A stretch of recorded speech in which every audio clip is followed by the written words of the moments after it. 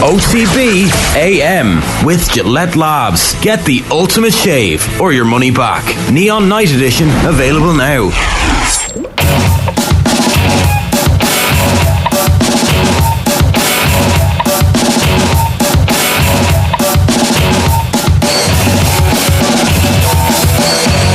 Alright, you're very welcome along. It's Wednesday morning. It is the 21st of June. If you want to get in touch with us, we'd love to hear from you. You can leave a comment on the YouTube stream, youtube.com/offtheball, or of course you can always get us at OffTheBall AM on Twitter. Shane is here. Shane, welcome back. Morning, thank you very much. Nathan's here. Nathan, How are you? Good. Shane was at a festival at the weekend, Nathan, because he's a young man unlike us. So we do a festival, don't we, every year? Sometimes. Go to Electric Picnic and get the car to pick us up at 10 o'clock when it starts to get a bit cold. And have a little snooze in the car on the way back. That's pathetic. Glorious. It's magic. I did a tent for 3 nights. Bumped into a lot of Off the Ball fans. I brought in my little bum bag that I had all my supplies, and I brought a few little Off the Ball phone covers. You know the phone covers? Oh, just to hand out to people? Handed them out like candy. What? You're like... What? Yeah, it was a good crack. What is this, like 1980s local radio? Yeah, basically. Midwest radio. Well, they were based at Ballyhonus, but once upon a time they used to bring the Roadcaster. I remember to get the In Excess tape. Yeah. Sensation. Magic. Sorry. Any chance? What would you? Any chance to do a bit of marketing, do you know? Was this approved? Approved By marketing. What did you bring with you? Off the Ball phone covers. The already approved by marketing Off the Ball phone covers. Do you know? I didn't even know we had Off the Ball phone covers. Yeah, you've seen them. It's the thing. It's not a phone cover. It's the thing with your card. Yeah, card wallet. They hold your bank cards in the back of your phone. Where did you get a pile of them from? Oh, they're under the when you say stairs, you were handing them out, yeah. like, this is. No, I don't mean I wasn't up on stage throwing them out. Like if someone came over and said they're a massive fan of the show, and you just had them in your back. Something Oh my to give God, them, you know? Shane. Am I getting given out to by I'm not giving out. I'm just saying. Team Off the Ball here for promoting the show? This is a in a positive sense. Turn of events. Yeah, I've never heard of the likes. Elvis Presley used to give out brand new Cadillacs. There you go. Well, it's not quite phone cover. Yeah. Sound like phone cover. When I say that, I did it twice. To the same guy and his friend. Now you're having to backtrack and go only 2 people actually. And were they delighted? They were happy days. Yeah. Oh yeah. Send us in a picture of your phone cover there, and you and Shane in whatever stage of undress. Den of iniquity. I wasn't going to say that, Nathan. I wasn't going to say that. You went for den of iniquity. I like how your brain went there. Yeah. That was a lot of fun though. I think it does take a bit of time to recover from 3 days in a tent, particularly. A bit of rain was seeping in. I didn't double stack my tent. It was one of those without the cover on the second no layer. Double bagging. No double bagging. So I got a little bit of rain coming through, which wasn't great. Gotta get yourself a proper tent. Yeah, I'm gonna upgrade for my next festival, I think. Colin wants me to read this out. It says Shane's girlfriend is lovely. It says Jojo. Oh, I did bump into Jojo. Myself and my girlfriend bumped into Jojo. Yeah, and we got a photo. We had a lovely little chat. Do you know how you know Shane has a girlfriend? What? Do you know how you know Shane has a girlfriend? Go on. Talks about her in every show. Didn't even know you had a girlfriend. It's like daily update. I'm so proud of her, Nathan. You know. Oh, you should be. Shout out to Aoife. Yeah. So I think Jer broke the news last week. So I didn't bring her up myself, if you remember correctly. But glad to talk about it. Will we move on, or do you want to talk about your wives? Do you want to talk about your wives? We literally have a podcast. Yeah, you do. Sorry, is that all about the kids? No. Well, should be. Just going to let the long, uncomfortable silence linger this morning. Yeah. I'm enjoying it. No, I'm enjoying it. What festival were you at? It was Beyond the Pale. Oh yeah, where was that? That was in Glendalough. Okay. It was lovely. Nice small festival. Obviously beyond the Pale. Okay. I mean, I don't know. It kind of went in a straight line down, out and straight. Anyway, that's the geography podcast that we don't do. That we can do more on that. And you missed one of the times that I did want to talk about Monaghan football. When they shot the bed against Donegal. Turns out though, finishing third isn't exactly the worst thing in the world. Oh, you think they got the handy draw against Kildare? Is that what you think? Well, I definitely don't think that, but I think the draw could have been worse. That's what he's saying. They got the handy draw against Kildare, folks. No, it was one of those draws. I think both big time Charlie Monaghan Ulster football coming for poor little Kildare, who got absolutely annihilated by the Dubs. I do think Kildare will be happy with the draw as well as Monaghan. It's one of those. We're keeping our counsel. We're smart like that. Yeah, but I know it was a weekend of weird results in a GAA sense. So it's hard to know where Monaghan and Kildare are both at. We shall find out, because Tommy Rooney is going to be along around about 8:30 this morning with the official power rankings, not the other ones that are copied, basically cut and paste from Tommy's. And it's noticeable how everybody started to do power rankings, isn't it? It's like, that really works. Everybody's talking about it the whole time. But ours are the official ones. Just because we decided, and we've been doing it the longest. So that's coming up around about 8:30. Séamus Hickey is going to join us at 8:10 to talk to us about the impact of Declan Hannon's injury on the rest of the season. John Duggan's going to join us at 9 o'clock. And we've got Tom English at around about 9:10 to talk about the return of Brendan Rodgers to Celtic. We haven't had you on, Nathan, I think, since Brendan Rodgers got the Celtic job back. You surprised? I was a bit surprised that he came straight back.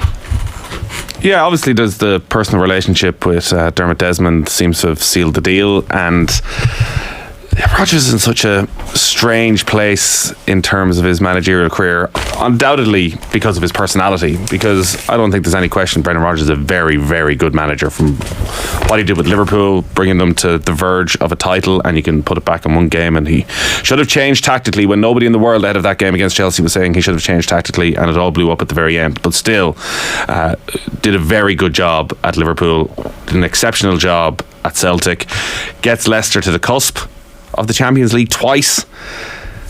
Again, much like the Liverpool thing, almost ifs, buts, maybes, all of that. But this is a top class manager, and I think Celtic, most Celtic fans, when they get over he's coming back again, and the fact he left us for a bigger club at Leicester, and which is a bigger club, who knows.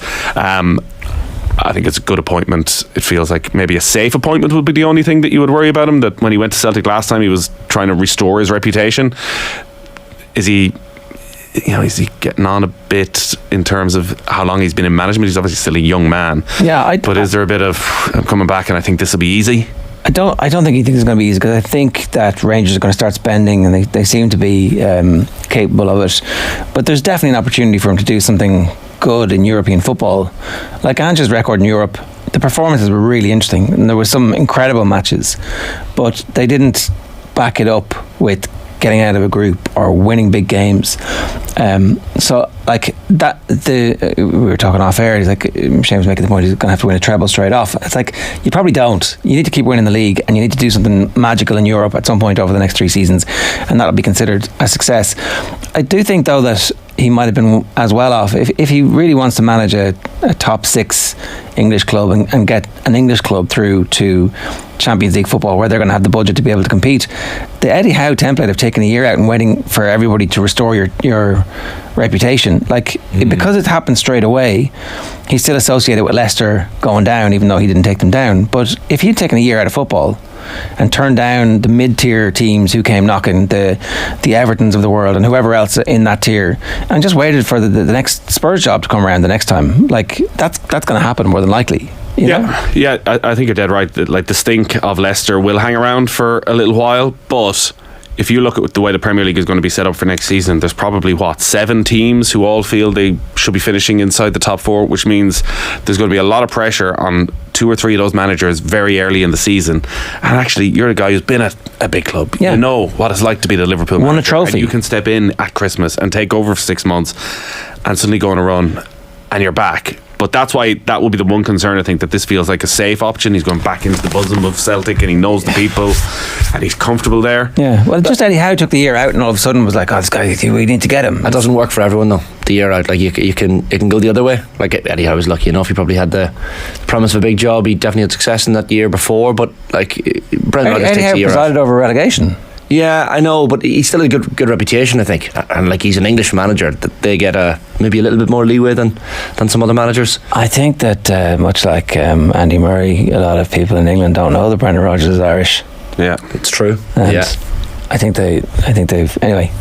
It's a safe option for Celtic. Like after Ange Postecoglou, you need a safe option for Celtic, I think. 100%. But Rodgers, like, is it a step up, down, or over for Brendan Rodgers? I think who cares? It's a job.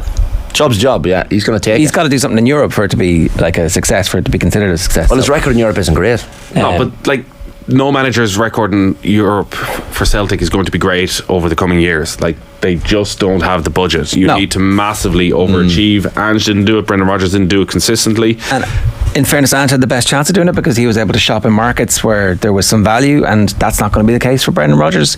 He's not going to have a competitive advantage with knowledge of Australia, and Japan and Asian football. Like Brendan Rodgers is going to know the Championship and the Premier League and the cast-offs and the best young players available there, and that might be enough to build something certainly that wins a league, but whether or not it's going to be enough to get through a group, which I think they kind of have to, for him to be able to go, look what I did, that's the next stage of my career. Anyway, let's move on, because Stephen Kenny's on the back of all of the newspapers today, and our award winners at the FAI Awards. Were you at the FAI Awards last night? No, I don't even know if it was on TV. It was, if you're not on the judging panel, I think I have been on the judging panel once since the Declan Rice saga. You know, it wasn't held against me rightly. What was your Declan Rice saga? Well, we gave Declan Rice the under-21 player of the year after he had declared for England. Oh, you had to. Yeah, I mean, that wasn't. That was your personal decision. No, it wasn't my personal decision. There's a panel of judges. And so the Soccer like, Writers Association put forward a panel of judges. And you. I was on the panel the year, so I've been on the panel quite a few times. I'm fairly sure our colleague Kathleen McNamee was on the panel this year and correctly chose Amber Barrett's goal. I'd imagine there was quite a debate about that, because Nathan Collins' goal was a wonderful individual goal, but there was such quality to, you know, Denise O'Sullivan's pass, Amber Barrett's touch, the goal and all that. I remember having massive rows about context being key when it comes to goal of the season. Yeah, totally. That actually scoring in an important game is way better than a wonder scissors goal kick from the halfway line. Friendly. Yeah, exactly. You were on the panel when they had to pick a goal of the year and there was no goals. Yeah, that was a difficult one. So that year they ended up, I think, having to change it and bring in under 21 and under 19 goals because the senior international team hadn't scored enough goals that weren't penalties or set pieces for there to actually be a debate around it. The winners last night were Amber Barrett for International Goal of the Year, Courtney Brosnan, Senior Women's Player, and Heather Payne, Young Women's Player. Evan Ferguson was Young Men's Player, Nathan Collins was Men's Senior Player, and Will Smallbone was Under 21's Player. And they're all roughly similar. They're all going to have 10 years hopefully in the Ireland team together the next 10 years. And that's one of the things that Stephen Kenny is talking about. He's made an impassioned defence of his CV. At the very end of all of the press conferences, there is a piece that he does with the daily newspapers where there's no cameras and there's no official audio recording made of it. It's not for broadcast. It's for the daily newspapers, and so it's in all the papers today. He basically listed off the various reasons why he got the job in the first place and why he was the best candidate for the job. And yeah, the papers are treating it in different ways. It's quite clearly a planned manoeuvre, because he asks for space at the very outset. He's like, sorry, can you all step back? And he's like, well, this is my soliloquy, as some people are calling it. What was it, 9 minutes in total? Someone said 5 minutes uninterrupted at one stage. Bit bizarre, the way he's listed off his Wikipedia essentially and all his achievements. I think we're all aware of what he's achieved and the teams he's beaten in Europe at club level and the players he's brought through from the underage scene at international level. It does stink of a manager under pressure, for sure. Like, I don't think you kind of go off on a speech like this unless you feel a little bit of pressure. It's a very, very Stephen Kenny thing to do. Well, that's true, yeah. In some ways, he's at his best when he's talking like this, and he's been in this studio many times where, again, you ask him a question about one thing and he's halfway through it and he just stops and pauses for a second, and next thing there's 6 minutes of, this is what I believe, this is what I think football should be, these are the players that I want to deliver success for Ireland with. And he's just a totally different character to the one you often see in the press conferences, which is nervous and looking around, and you feel like not fully committed to the process of the press conference. And this was another one of those. It's hard to disagree with an awful lot of what he said. You know, he said, I've won more trophies than anyone in modern history. I'm the most successful Irish manager at this time. That is definitely true. Again, he talks about the amount of players he brought through. There's probably a slight little bit of exaggeration around some of it in terms of the amount of players who've actually been there, and the 9 years without a player being developed, which in some ways is true, but you know, the likes of Alan Brown and Matt Doherty, who maybe didn't play at underage level, have come through. It's just the timing of it. When you talk like this, when you're under the level of pressure that Stephen Kenny is, that it can come across as sort of a desperate plea for more time. And it's probably reflected by the coverage in the papers today that some feel that it was Kenny again giving his best self, and others feel this was the last act of a man who, if you read the Daily Mail, and Philip Quinn says future is hanging in the balance over the next 10 days, that the FAI board are split in terms of whether he should continue or not. Well, surely we're not going to pull the trigger now when and get a new manager in to take the two most difficult games. That doesn't make any sense. No, though you could just say that they're a write-off anyways. But that's stupid. They're not a write-off. Well, they're certainly not, because maybe because they've sold the tickets, they feel that the money is in the bank. But having no manager. So the Lee Carsley story, which has bubbled up, right, and has he's been mentioned by various people, and he's in the papers today because England are in the Euros, the England under-21 side in the Euros, and it's a glittering array of stars. So there's a lot of pressure on Lee Carsley to deliver, because he has undoubtedly the best squad in the tournament, and so therefore England expects, and they will expect that he wins that tournament. There's no guarantee that he's going to be a successful international manager, right? And one of the papers is reporting that they have yet to make contact with him. But if you were going to, if there are board members who are like, oh, we need to get rid of him now, well, what's your replacement plan? And is it definitely going to be better than what we have at the moment? I actually don't think that there's any guarantee that anything is going to be better than what we have at the moment, given the quality of the players we have. And I also feel like these two big games that are coming up are going to be the hinge point where we know we're totally gone, or we think we have some chance of getting through. International football is really weird at the moment. Poland are in a swoon. Luxembourg won 2-0 away from home against Bosnia last night. Scotland are the best team in the world. Scotland in the rain. I mean, that game should never have started the way it did. They were amazing in the first 10 minutes, and then the game disappeared for an hour. But the bad results across Europe that are happening would suggest that it's possible that one of the teams in our group, hopefully it has to be the Dutch at this stage, have a catastrophic collapse from their perspective. But we're not the favourites to get through. If that does happen, you'd have to say Greece are. So the best scenario is that ourselves, Greece and the Netherlands probably all end up beating each other at this stage, and it comes down to a couple of big nights at the very end, and that Ireland somehow get their results that keep them in this, because the playoff option, you mentioned all those results, they're not good for Ireland in terms of qualifying for a playoff.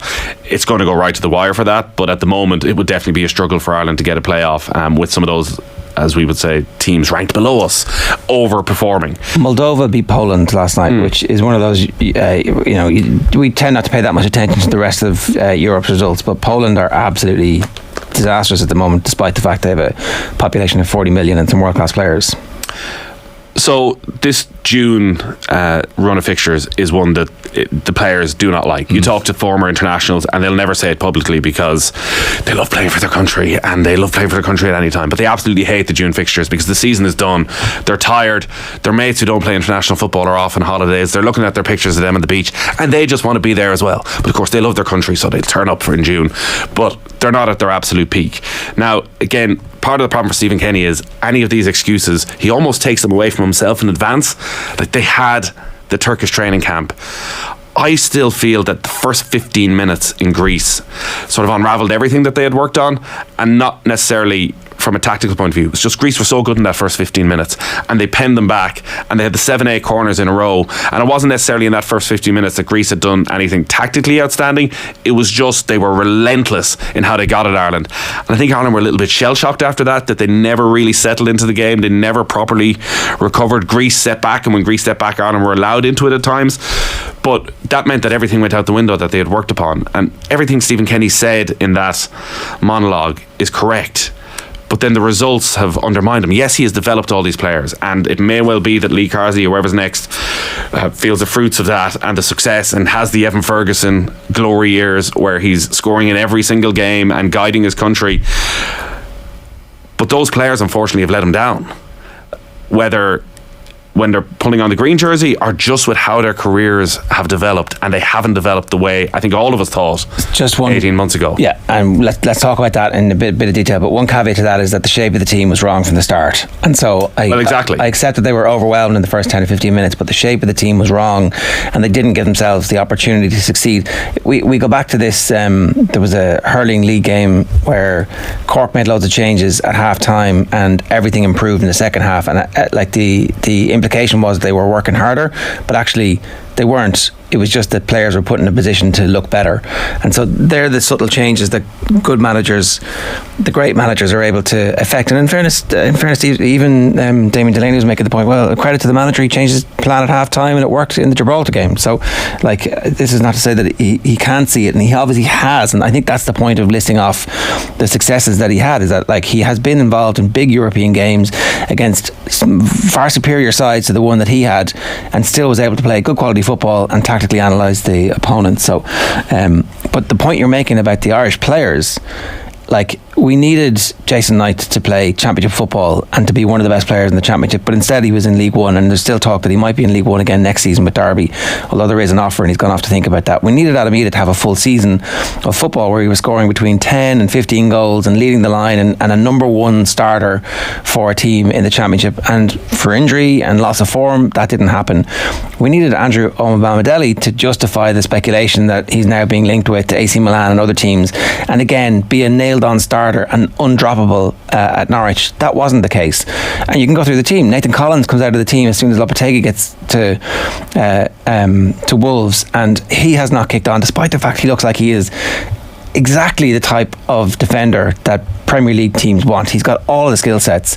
We needed Troy Parrott not to be outshone by Tom Cannon, but Tom Cannon arrived and showed actually you can score a hatful of goals for Preston North End. And then you can go through the team, like, very few players, with the exception of Ferguson, and, like, obviously we're so excited about Evan Ferguson, but he plays game in, game off because he's only 18 and they're managing him properly at Brighton.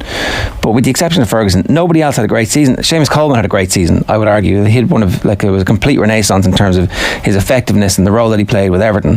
But after that, Gavin Bazunu was called out on television by Jamie Carragher as, like, one of the worst goalkeepers in the Premier League, which I thought was completely unfair from Carragher, by the way. And I think it's also bollocks, but I think he's going to have a great season next season. Like, where does Stephen Kenny point to the players going, yeah, this is all working out for me? Like, he's been... Does that not give Stephen Kenny a bit of leeway? Like, it's not his fault. No, it should. But he can't say these players aren't. He can't say what Liam Brady said, because his whole philosophy was, these are good players. I believe in these players. I believe that as Irish players, they're capable of doing stuff. Sorry, Josh Cullen had a good season, but then has been abysmal for Ireland in that game. I didn't see enough of Will Smallbone at Stoke. Maybe he was excellent, but he still seems to be in that adapting to senior international football stage where he looks overwhelmed by everything. Malumbi in and out of the team a bit, more in than out, in fairness. Darragh Shea, really, really important player for us, injured twice playing for Ireland on Ireland duty, and so didn't quite have the season that he could have had.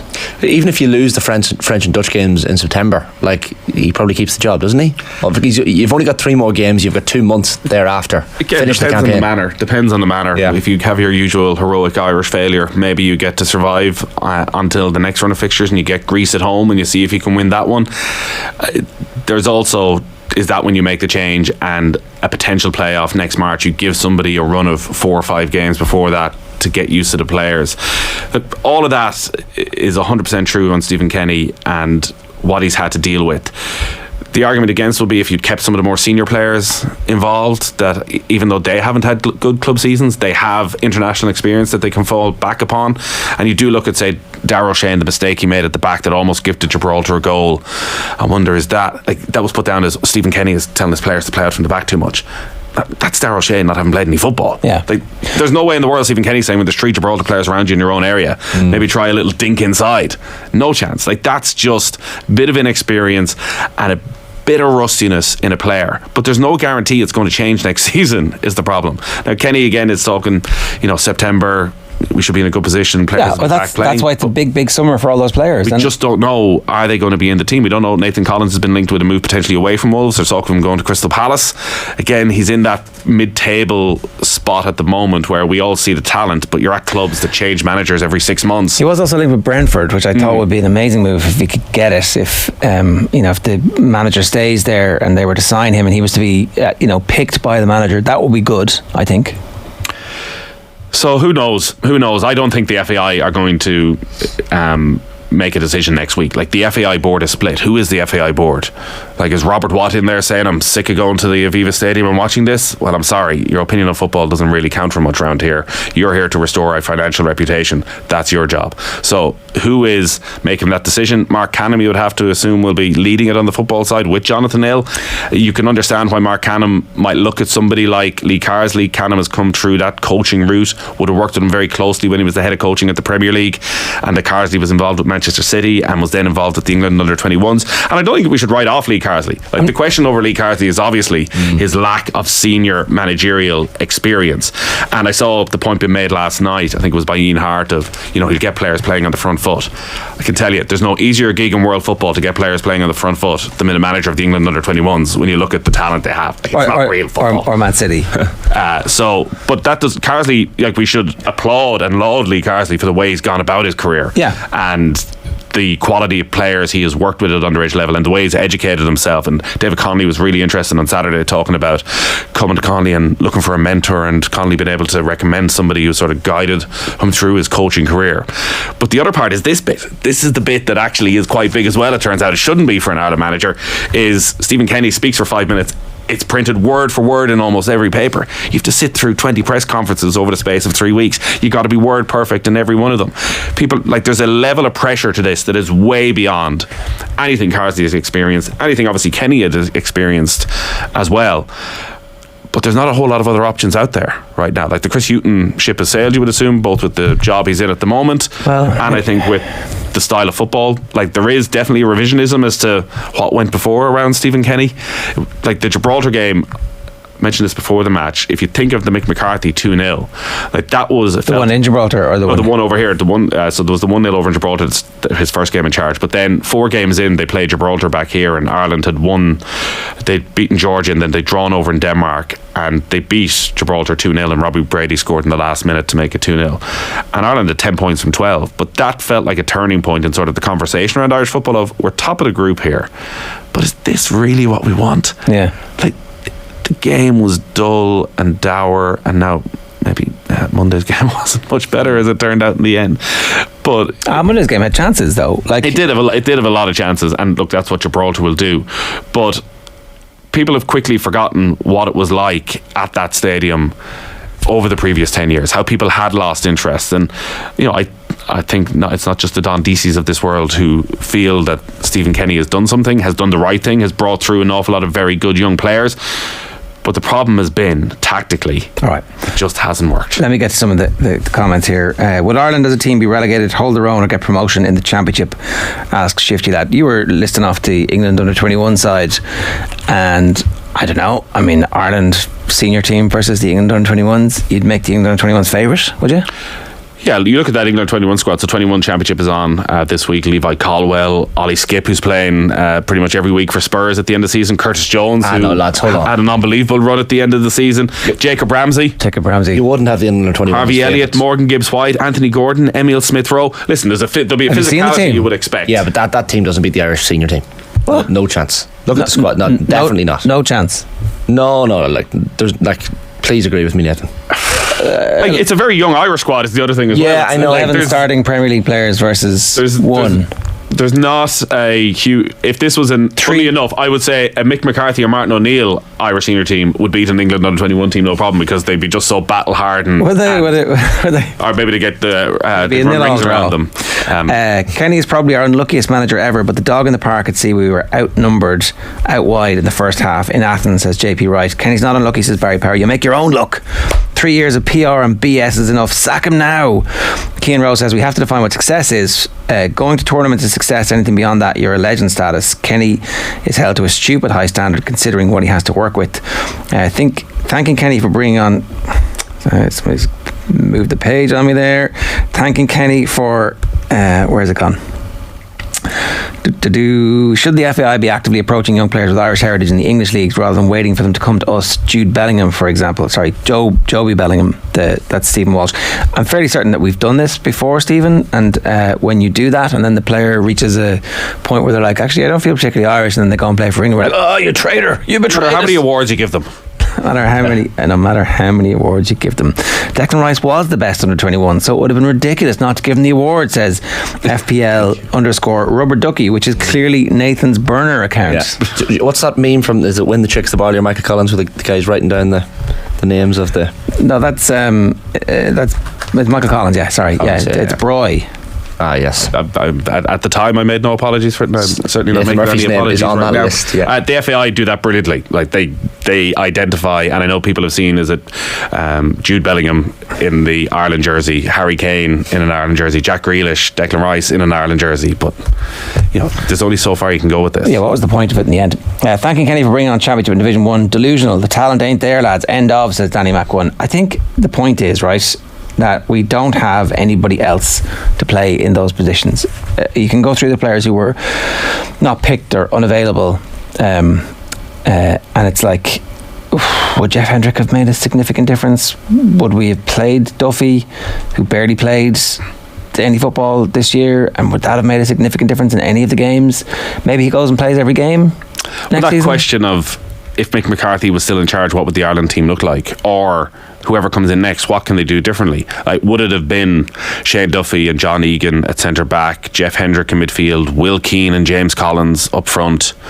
We've never even heard of Adam Eady yet. We're still thinking maybe we should get him in the squad. Troy Parrott, if it ever happens, would Troy Parrott have any caps by now? Never mind, heading for 20 caps at this stage. Probably not.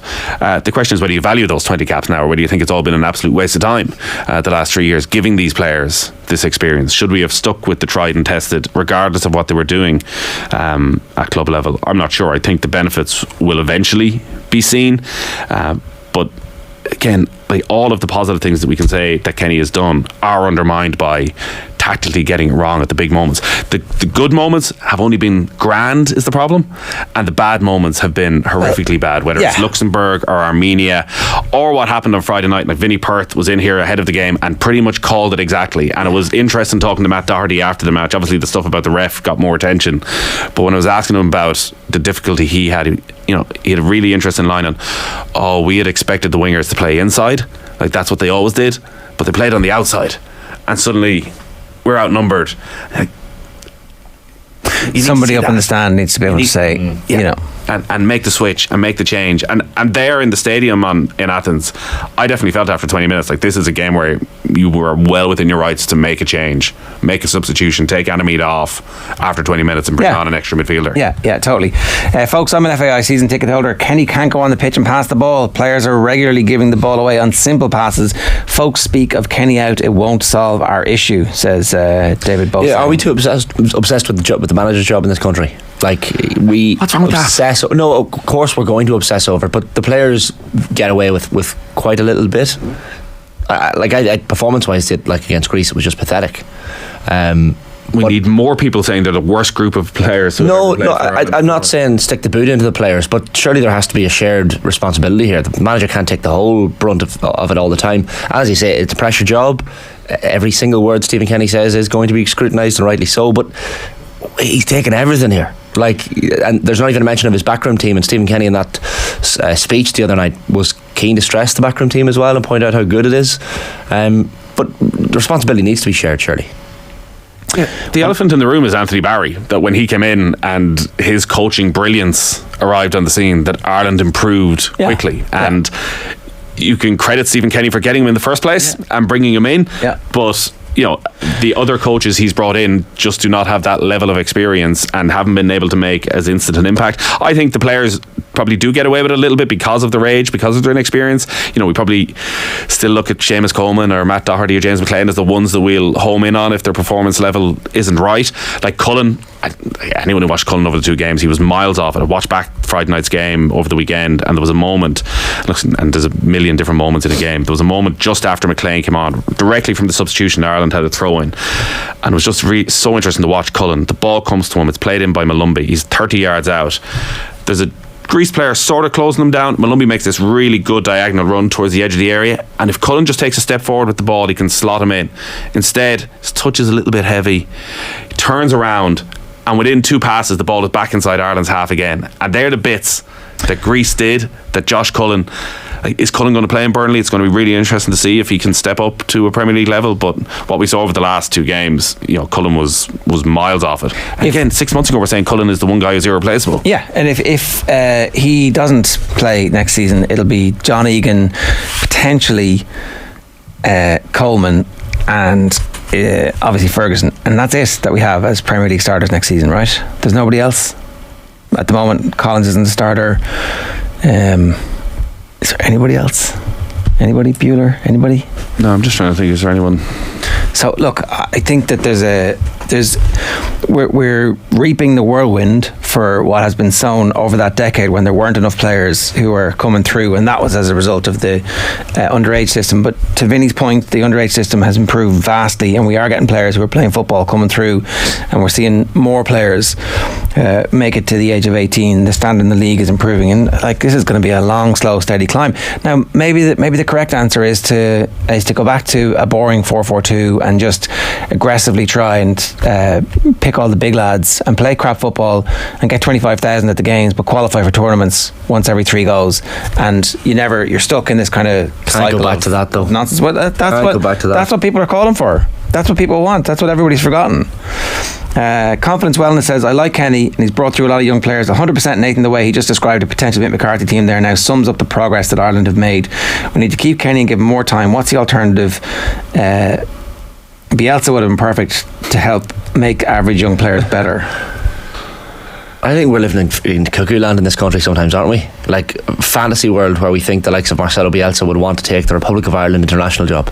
And look, we're why full of our own importance. Like that's why Lee Carsley is like the only name that has. What happens in these scenarios is that one name becomes essentially available, wants to do it, and is in the price bracket, and the whole narrative fixates around that, and there's never this sense of like, well, we've had a world-class recruitment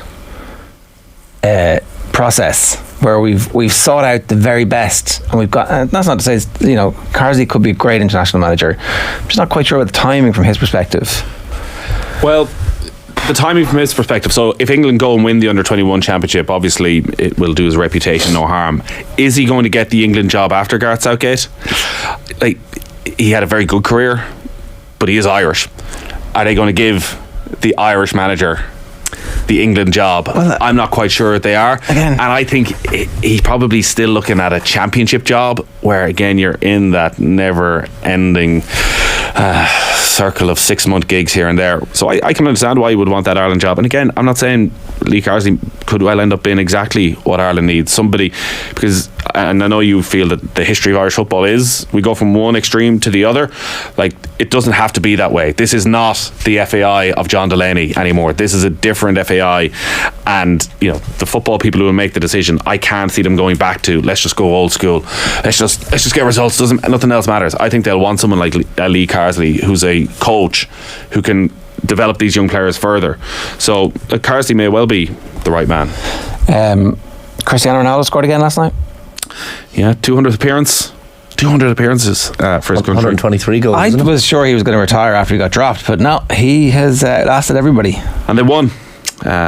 Injury time winner from Cristiano Ronaldo. One of those where the guy who it went to VAR, so he had to have 2 celebrations. You'd only love that. The player who headed it down to him could surely have scored himself from about 8 yards out and put the entire thing in jeopardy by heading it down to Cristiano Ronaldo. But yeah, he got his goal, so well done. Delighted for him.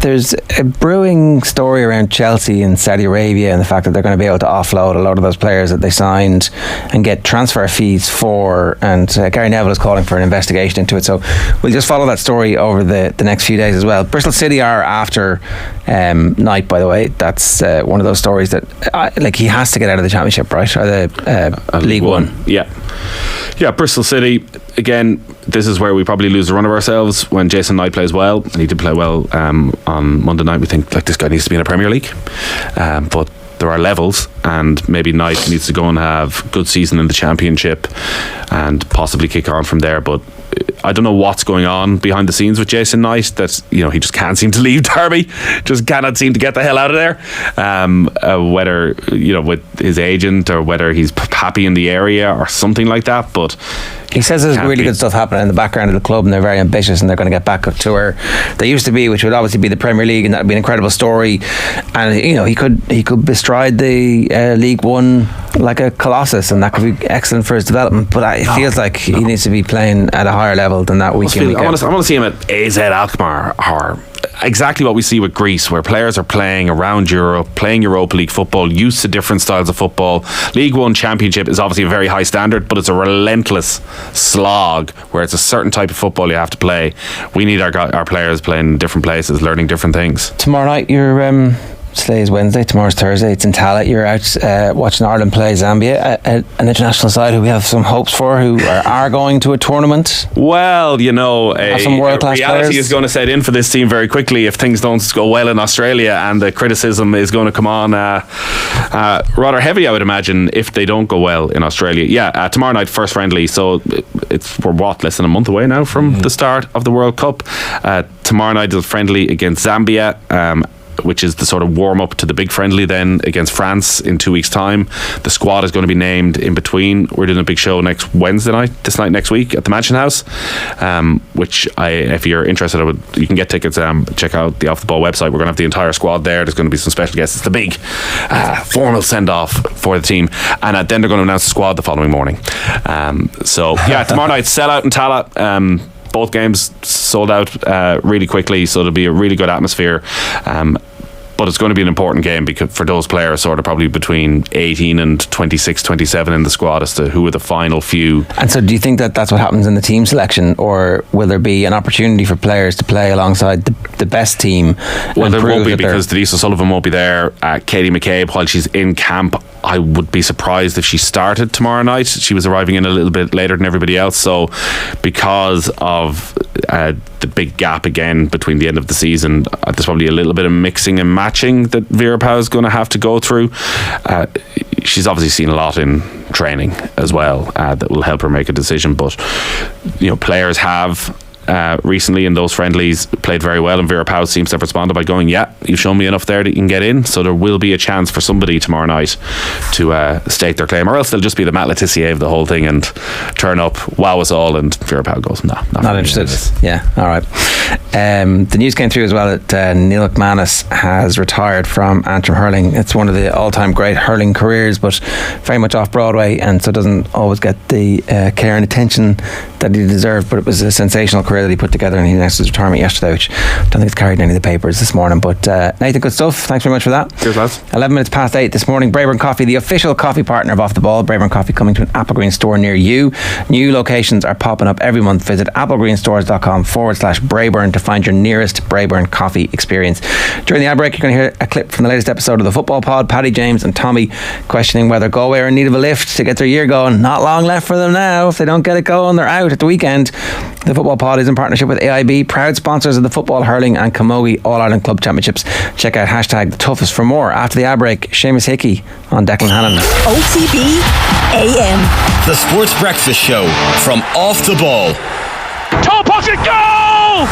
Ahead of this summer's football in Australia, We're going to Australia. It's what dreams are made of. we'll be hosting a night of celebration for the Republic of Ireland women's national team in partnership with Sky, and it's coming your way on June 28th in the Mansion House in Dublin. What a moment for the Republic of Ireland. We'll be joined by the full squad, I don't know what we've just done. I did believe we could do it. as well as some other great guests, as we give the team a night to remember. Emma Byrne is in tears. I can't believe it. We've finally done it. Tune in to all of Off the Ball's channels for a chance to win tickets to this exclusive event. Sky, proud primary partners of the Republic of Ireland women's national team. Out believe together, and we can go anywhere. They are going to the World Cup Finals. But I will say that Sean Kelly is an unbelievable operator. I think he is a great player. The way he can carry the ball and change direction and actually get scores. He doesn't just dish it off and dish off the responsibility either. He wants to get the score. But the thing, you're right about Shane Walsh. I'd be worried about him, because last year he hit a height in the All-Ireland final which was massive, and he could go away then, won the Club All-Ireland obviously, but you still have that pain of the All-Ireland defeat in the back of your head. You're kind of thinking that needs to be remedied, and you should have that kind of desire and focus to rectify that and win it this year, and I don't think that seems to be there with him at the moment.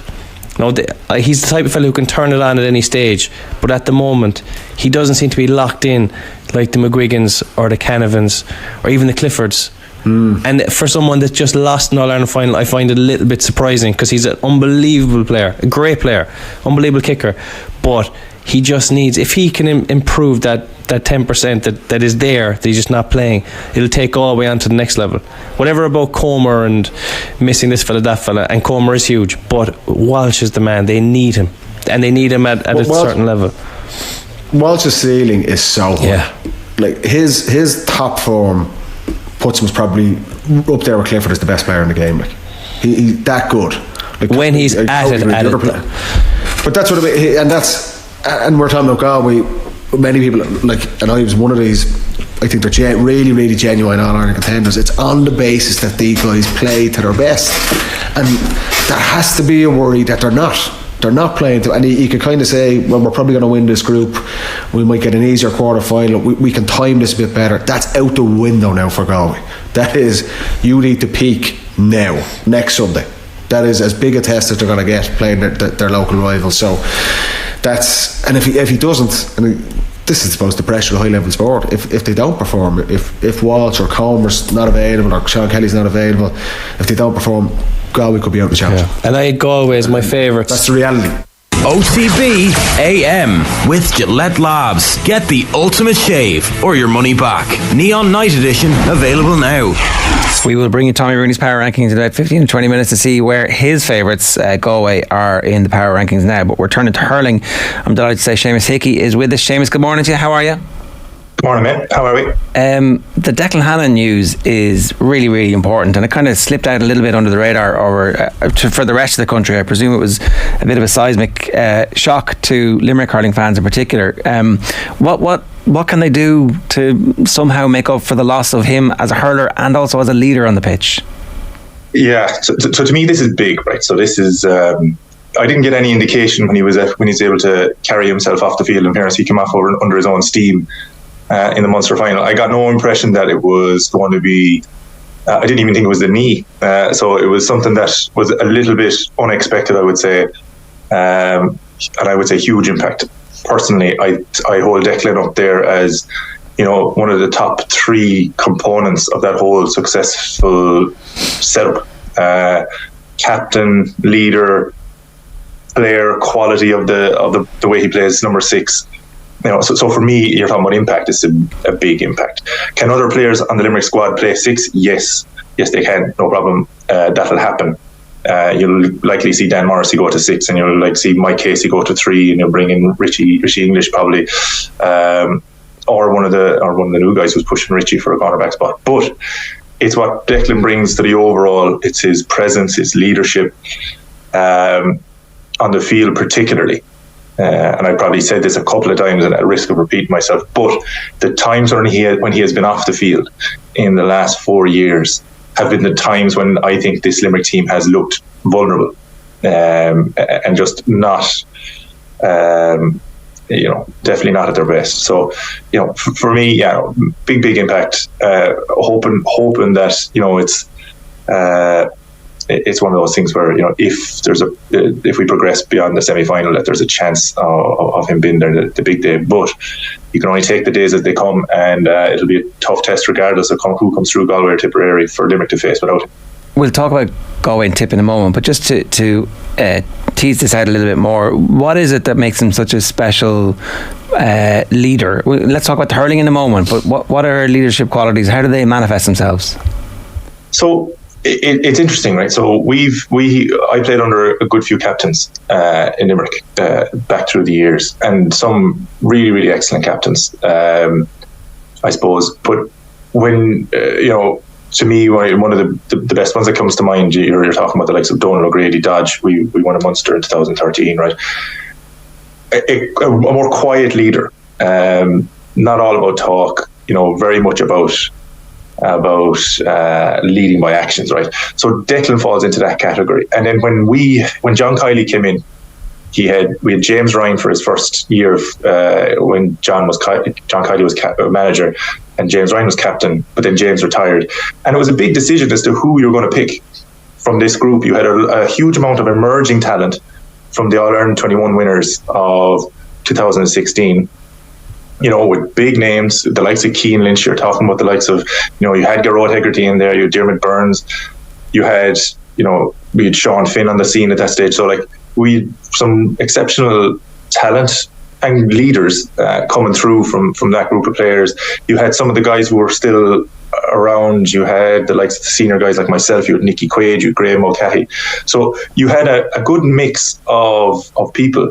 And when he chose Declan, it was one of those decisions that when you make it, it rests really easy on the group. It rests very, very easy. If you're talking about a guy that everybody respects, admires, exceptionally likable, that all makes a difference in a dressing room. So for me, that's a huge part of it. It's and I don't. It feels like a bit of a love letter to Declan Hannon, but it was for me. Like, he was exceptionally likable in terms of the guys you respect and why you respect them. Declan is right up the top for me. He went through his own tough journey with Limerick. He had his real rough day in 2013, the All-Ireland semi-final against Clare, as a really young guy, missing frees, playing centre forward. And that was a really tough experience for him personally. He's a guy that doesn't wear his emotions on his sleeve, really. So you want to be close to know it. So for me, the respect was there because we knew what he'd gone through, the person he was, the ability that he had. And when he made that move from the forwards to the backs, there's a lot of people kind of wondering at the time as to, is that a good move? Because he was what I would have said one of our most talented forwards. To me, at that stage, was probably still a lot of it was potential. He really hadn't tapped the depths of what he could do in the forwards. But as soon as he went back to 6, he was really comfortable in his own skin and had an influence on the game that was kind of even more his style, and it was more enabling the guys around him and elevating the guys around him as opposed to putting himself on the pedestal. So, to me, it fit in a lot of ways. Séamus, because of all those leadership qualities and skills that Declan Hannon possesses that you mentioned there, and I know it seems strange to maybe put a positive spin on an injury like this, which is such a significant game, but it can almost inspire a team, can't it? When you lose your leader, your on pitch veteran, I guess, it can nearly bring the rest of the team to another level for a semi-final, can't it? Yeah, win one for the Gipper kind of thing. Yeah, but it can. But I suppose we had any kind of exact? Well, so Cian Lynch last year, right? So Cian Lynch last year was very present in the dressing room, whole year out, more or less, the whole championship year, out with that really, really bad ankle injury. And to be fair, that I would say there's an example of a player being out and rallying around that guy. Let's do it for Cian, and then on the Hogan stand, lifting the Lee McCarthy last year as vice captain, lifted it with Declan, and that was a really, really it was a lovely moment. But even talking to the guys in the dressing room, it meant a lot to them that Cian was up there. So yes, I accept that. And in those moments, you can turn a negative into a positive. It's kind of different when it happens, mid-year. I would say, especially in the lead up to a game. I'm not a negative person by most senses, but for me, the loss of Declan isn't good. If I'm a player in the dressing room, if I flip over so I'm on the outside looking in, and to me, this is not a good thing. If I'm on the inside, this is just a thing that you're trained psychologically to next man up, next person in. And reality, that's how it works, right? So you make adjustments. In training games, you have different people playing 6 anyway, because you can't have 2 Declan Hannons playing A and B. So there's different roles and different scenarios in which you play out on the field as a player. So there will be a next man up mentality. There will be, we'll get on with this, and there will be an element of our captain's down, and let's get to the next stage for him. But players compartmentalize all these things, and I know you've talked to a lot of them that it's very hard to get a real kind of a beat on what actually you feel about the situation, because you're trained to blinker yourself and to not react. So to me, it's a negative from the outside. From the inside, I know the lads are just going to get on. his record as captain is now all-time great in terms of captaining teams to win Munster championships, particularly after the 5 in a row. He's literally in a bracket of some of the best hurlers ever to have played the game. So there's obviously going to be some knock-on in terms of what happens next. But can I just ask you one last thing before we move on to the game? The transition from free taking forward to a pivot 6, was that an obvious thing? Had he done this at underage level? Like, was it something that was spotted and is again maybe an understated part of this whole thing? You said it was one of the 3 main components. I'm like, okay, well that's like are Kinnerk and Kiley the other two? You know, that's the level we're operating at here. Yeah, so the other two for me are your backroom team and continuity of. So like, yes, the quality of your coach or manager, and then let's add in all the other terrific people that are in that backroom team, the likes of Caroline, the likes of Shawnee, the likes of all the amazing, like even Brian Geary and Dodge, who were selectors over the 3 years. So yeah, but to me it's huge because your presence at 6 and hadn't played 6, and I'll touch on then as to why he had done it before. So he had played with Ardscoil Reach 6, he had played underage Limerick 6, so he had done this and played very well. And there was this kind of debate as to Limerick need scoring forwards at the time versus, but he's really good 6, but we need scoring forwards. It was kind of the same Kyle Hayes debate when Kyle came in, was he's actually really good in the forward, but he's a better 7. Do we play players where they're best, or do we play them where the team needs them to play? And in essence, I get that, because that was kind of most of my career, was playing where the team needs you to play rather than where you're best at. And you just so that there's a kind of there's a trade-off there, and there's always a debate. But I played 6, and you really need somebody who's a super communicator, because your 6 has to stay and to sit. And Declan, you'll always see Declan, he never pulled out of position. It's super rare anytime he's ever pulled out of position, because his positional awareness is exceptional. If you're going to do that and your centre forward is going to sit off you, well, then you have to be a really, really good communicator and trust your midfield particularly, and your half forwards, and again how critical the Limerick half forwards are to the whole success of the operation, right? They all have to take the responsibility of a floating 11. Sometimes that was Tony Kelly. Sometimes, even in recent times, you Noel McGrath playing that for Tipperary this year. So you have to have exceptional communication skills, trust, and then obviously the positional awareness. So, things that I would have found, they're not givens. You can be good at one or maybe not all. But for me, he was just one of those really, really calm, collected, and good decision-making 6s. To me, he was a Shawnee McMahon. And I can't speak more highly of anybody than to compare him to Shawnee Mac, because I thought he was the greatest 6 I ever saw. So to me, when he was playing underage, he flashed that. With Ardscoil Reach, he played 6, and he was really, really good. On successful teams too. So he wasn't just playing 6 on teams that that weren't doing great. So for me, it was there, and it was always the trade-off of, we need forwards in Limerick, we need scoring forwards, we need big physical presences in at 11, or whether play 10, 12 as well. Do we play him up there, or do we put him back 6? And I suppose we had a couple of different 6s before he went back. You see, we'd Wayne McNamara, we'd Gavin O'Mahony. We had a couple of different guys play that and play it well, I would have thought. But he has played it great. Is there any possibility that they have a Garrod Hegarty style inspiration, or is the obvious one the one that you started with here, where it's Morrissey and it's as obvious a replacement that they don't overthink this at all? So it's part of the Dan Morrissey story for me, right? So Dan Morrissey is such a wild card. To me, he grew into the team and started to play exceptionally well at 5, and everybody was like, his time has come, this is great, he's finally found his niche, and all the hard work that he's done. And again, talking about a hugely respected guy inside the dressing room, incredibly well got.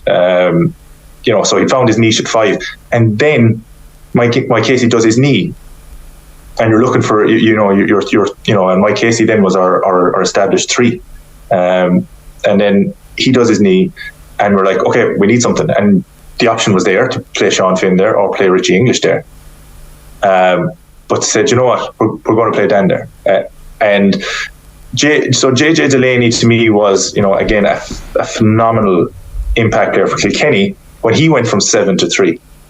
And to me, it was bizarre. It was a bizarre move at the time. And I again, speaking from experience, I did that. I went from 7 to 3. In 2017, I played 7, and I went back to playing 3, and I played 3 earlier in my career. It's not easy, and I was never good at 3 at all. So I know how hard that is. And Dan did it and played 3 then as an all-star fullback. So that's what leads me to think that, and in the league as well, Dan has played 6 in Declan's absence. So it's really about the capability of Dan Morrissey as well to just play the role, play it really well without fanfare or flair or a lot of things that are showy, but exceptionally effective.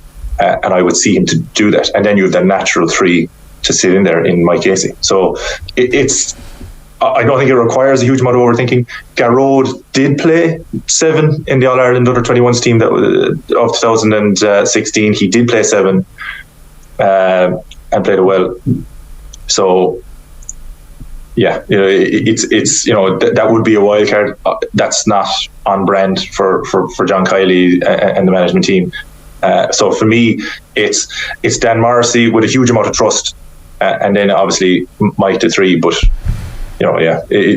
stranger things can happen. Séamus, where are you sitting on this Galway Tipperary match this weekend? Because you look at the two teams and two very dissimilar positions heading into the game. I guess Tipperary with that quite extraordinary 7-38 put up against Offaly last weekend, and then Galway still presumably reeling from the nature and way in which they lost that Leinster final to Kilkenny.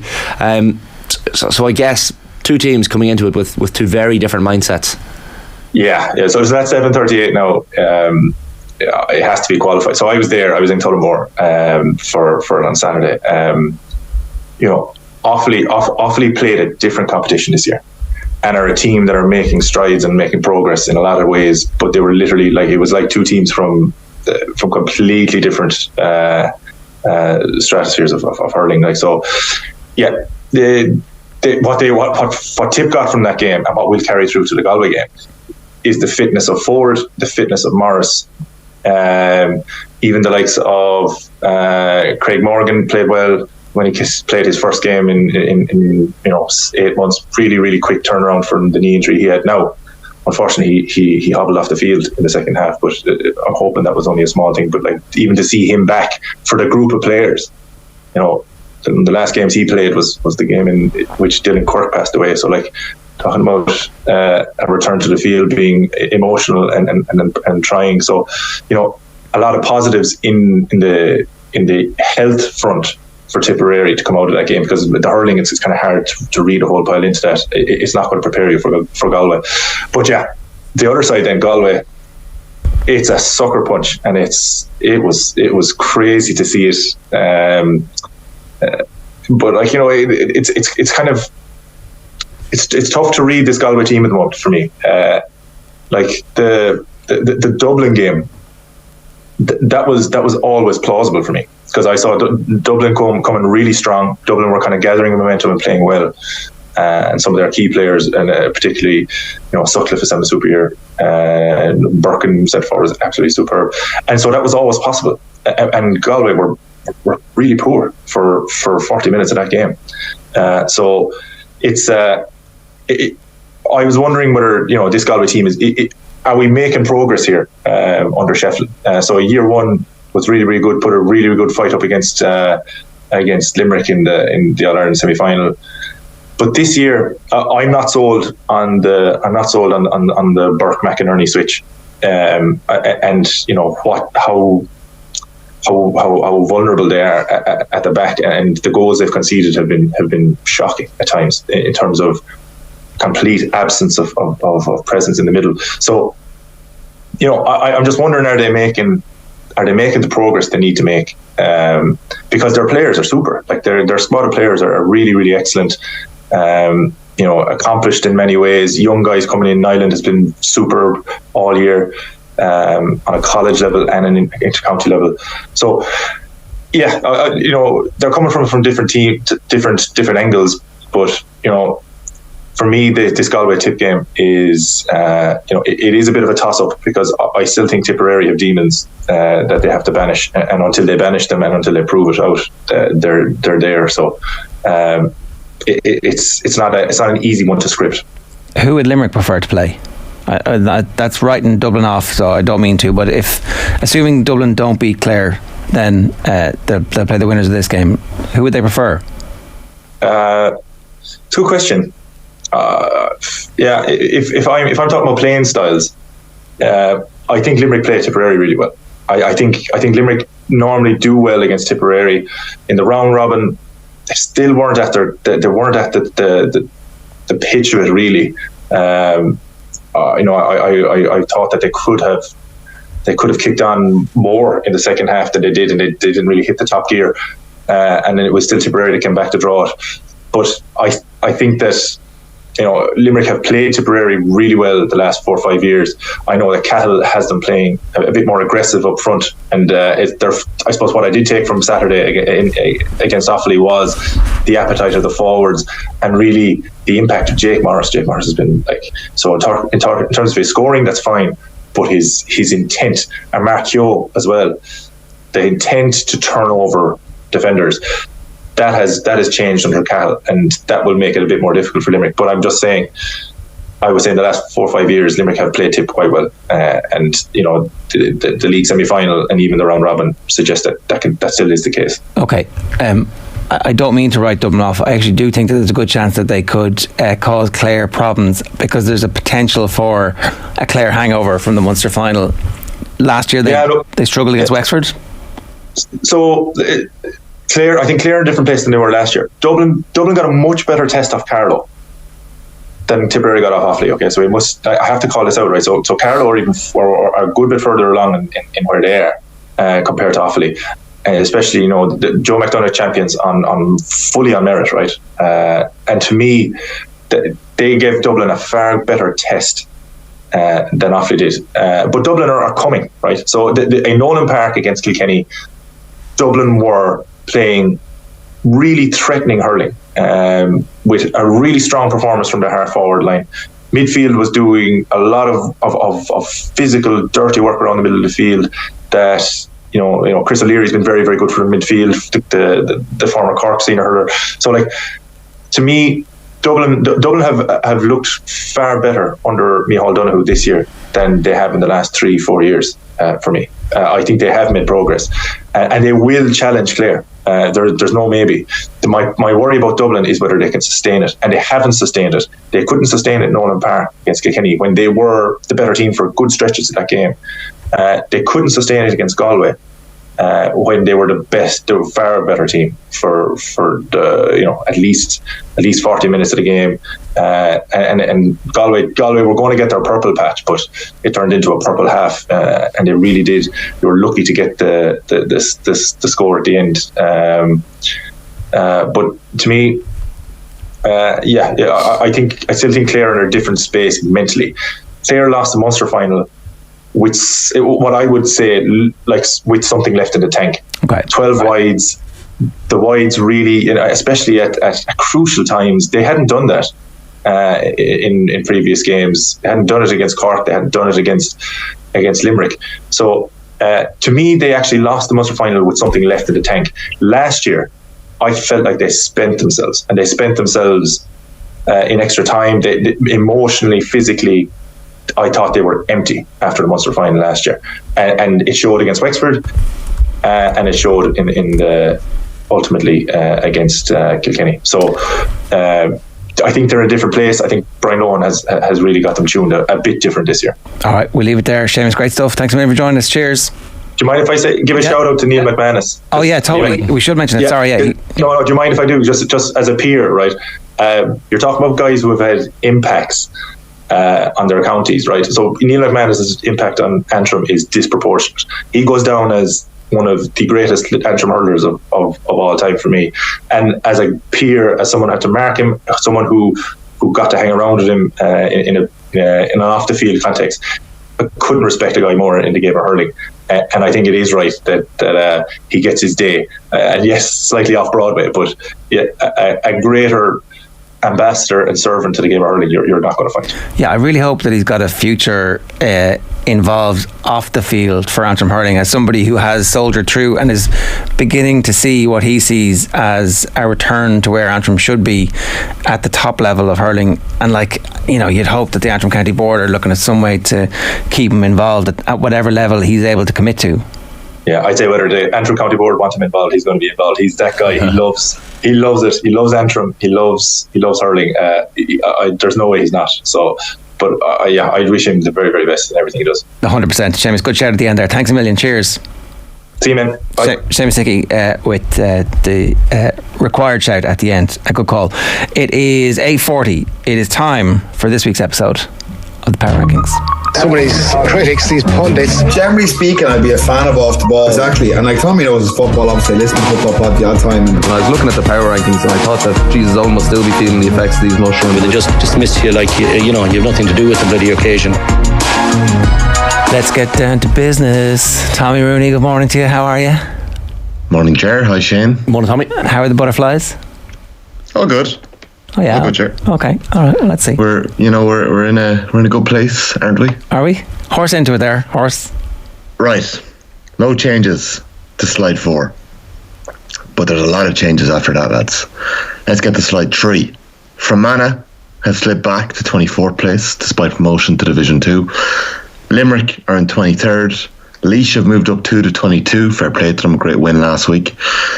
Offaly have moved down to 21st. Sligo have moved back 1 to 20th. They're the lowest team in the All-Ireland series. Antrim have moved up 2 to 19. Cavan, there's been an awful lot of complaints from Cavan people all year long. They've slipped back to 18th. Possibly where they deserve to be after the year that they've had. Meath are in 17th, they're up 1. And down, Untitled Cup favourites are in 16th. On slide 2. So if we want to move on to slide 2 now, there's a bit of controversy here. Shane, I didn't know you were going to be on. The Power Rankings are supposed to be on Tuesday. Well, I'm on. Keep talking. On to slide 2. Clare are in the lowest spot they've been all year. They're down to 15th place. They've gone back 3. A double whammy, losing Colm Collins this week. They've also been relegated to Division 3. Oh. I do think that they're probably a better team than Louth, but Louth have had a better year this year. Louth were into 14th place. Westmeath have moved up to 13th. Now, there could be complaints over this, given that Louth came back in the Leinster Championship. But I think Westmeath showed in the All-Ireland series that they are the poster boys of the new format, winning the Tailteann Cup last year, being competitive this year. There was a great stat there. While they had 15 men on the pitch during the All-Ireland round robin series, their score difference was -1 against Armagh, Galway and Tyrone. So that just shows you Galway always obviously blew them away by 7 points in the last 15 minutes, but Westmeath were so close to just proving the benefit of this entire system at the weekend. And if they'd knocked Tyrone out, it would have been one of the all-time great shocks of the weekend, and yet it wouldn't have been a shock at all in the manner of which their performances. And I think they deserve massive credits for what they've done. I think that Louth are lucky to be 14th, given that they actually had the opposite experience really in this portion of the competition. They didn't seem to get to grips with it at all. Yeah, I think that's fair, Ger. Absolutely. But look, I think I suppose you got to look at the development of different teams. Like Louth have kind of come from, for me, Louth's development has been like so fast. Westmeath have kind of had this coming for a while. I think they kind of had some big results over the last couple of years. Louth were essentially nowhere until Hart and Devlin got the grips of them, and their progress has been exceptional. They had an absolutely unbelievable league, and they're probably lucky in Leinster to beat both Westmeath and Offaly and get to that Leinster final, where they suffered a tank in the Dublin, which can happen to the best of teams, and they suffered a tank into Kerry, which can happen to plenty of teams in this tier as well. So Yeah, Louth will be disappointed, but like they obviously came very close to getting a result against Mayo. They were 2 points off Cork. It wasn't a disaster. Okay, like that those tankings can happen to Kerry or Dublin, but I would classify them in a similar enough area to Westmeath. 12th position, Kildare. What a win at the weekend! Like what a performance. Even listening to Ben McCormick and Kevin Feely after the game, the way they spoke about it, how they wanted to prove that they were good enough to play for that jersey. They wanted to prove to the outside noise that this team had something. And we've said it, like it's on paper, Kildare have had this, that we've expected it. They just haven't shown it. And like I felt like Enda Smith's point at the end to level it. Enda Smith, that was one of the all-time great scores that you're ever going to see. It was incredible. What? How did he even do it from there? Or even think to do it from there? It was class. It was like the ultimate clutch score. It was like a Conor McManus moment. And next thing, Daniel Flynn and Kevin Feely lock eyes and they score what the mark should be. A set piece move, like something out of Belichick's playbook. 45 to the 20. Feely grabs it on his bloody weaker side and he puts that over the bar. I thought it was a remarkable thing at the weekend, lads, that in this new format we had 4 players in the final play of the game who had their county's fate in their hands. They had Aidan O'Shea, Shane Walsh, John Heslin and Kevin Feely. Yeah, and the bone that I picked with your colleagues on the football pod, I hate to say, I told you so, I could hear them slowly reversing. Paddy's still not accepting that. Look, just because we've had one good, amazing, we've had like literally the greatest day of Gaelic football that there's ever been in Championship. It was the greatest day of Gaelic football in Championship history. There's never been as much on the line. There's never been as many games on all around the country. There's never been as many people invested in the outcomes of them. And it's like, it's not by accident. It's not by accident. That's why the system is the way it is. It's like, too many games. There haven't been too many games. There's only been 3 games. All the crap that happened beforehand, all those provincial games. Okay, Shane, I understand. Little local fair in Ulster that they write poetry about and sing songs about. Fair enough. Yeah, Paddy Kavanagh, good man. But actually, it has been a brilliant championship. It was all the shadowboxing wasn't shadowboxing. It was teams trying to find out whether or not they were good enough to continue. And it turns out Mayo weren't shadowboxing. They just weren't very good so far. I don't know. I think amazing. Literally the best day of Gaelic football that we've ever had. We're in the same boat here, 100%. And look at Paddy and James are obviously from a pair of counties that have shared nearly 80 All-Irelands between them. You know, exactly. They may take a little bit longer to convince than the others. We'll get there. And who ended up being like, oh my God, Galway and Mayo have literally just messed this entire thing up. They were in pole position. Even Roscommon were in first place. The 3 Connacht teams were in first place in the groups.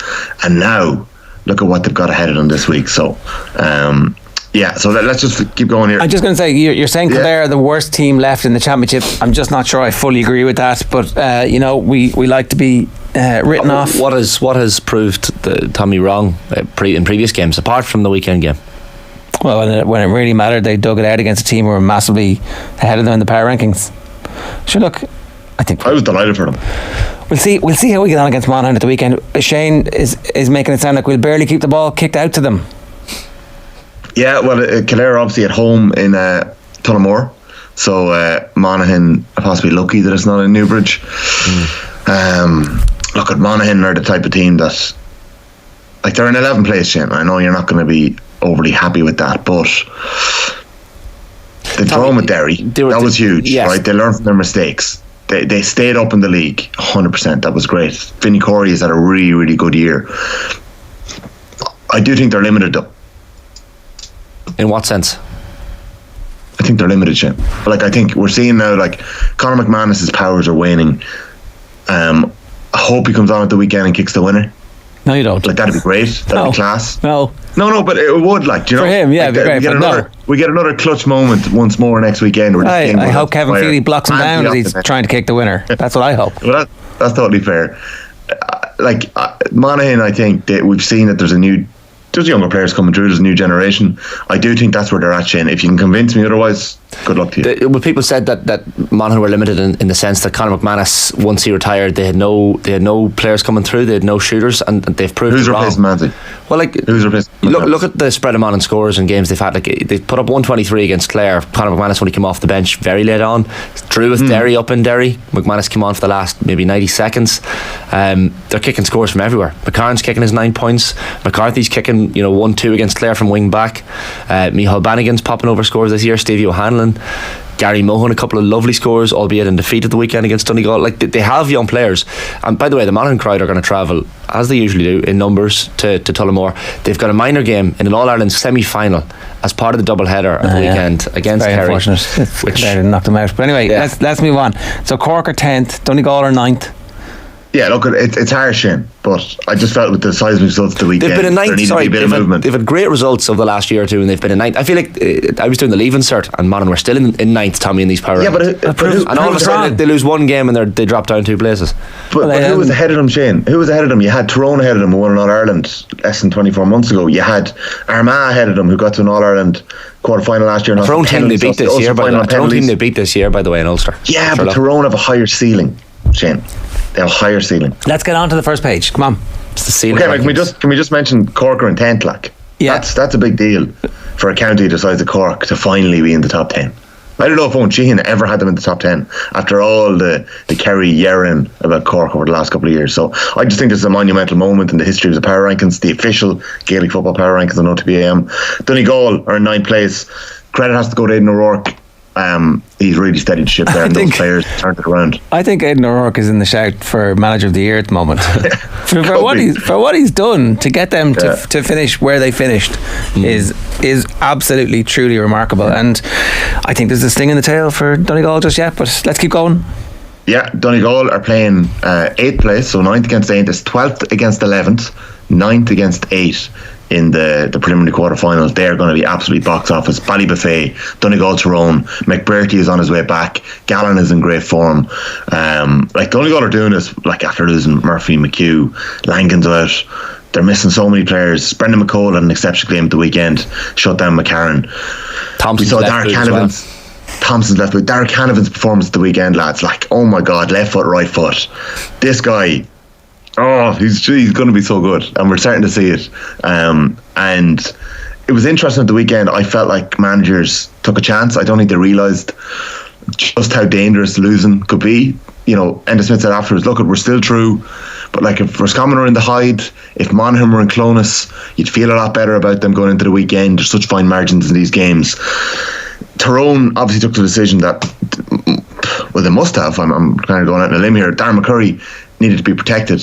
There must be a little niggle or a nick. Damien Comer and Dylan McHugh, that was a late call by Galway to essentially protect him. And now their entire team is going into week on week, whereas the quarterfinalists have a 2-week break.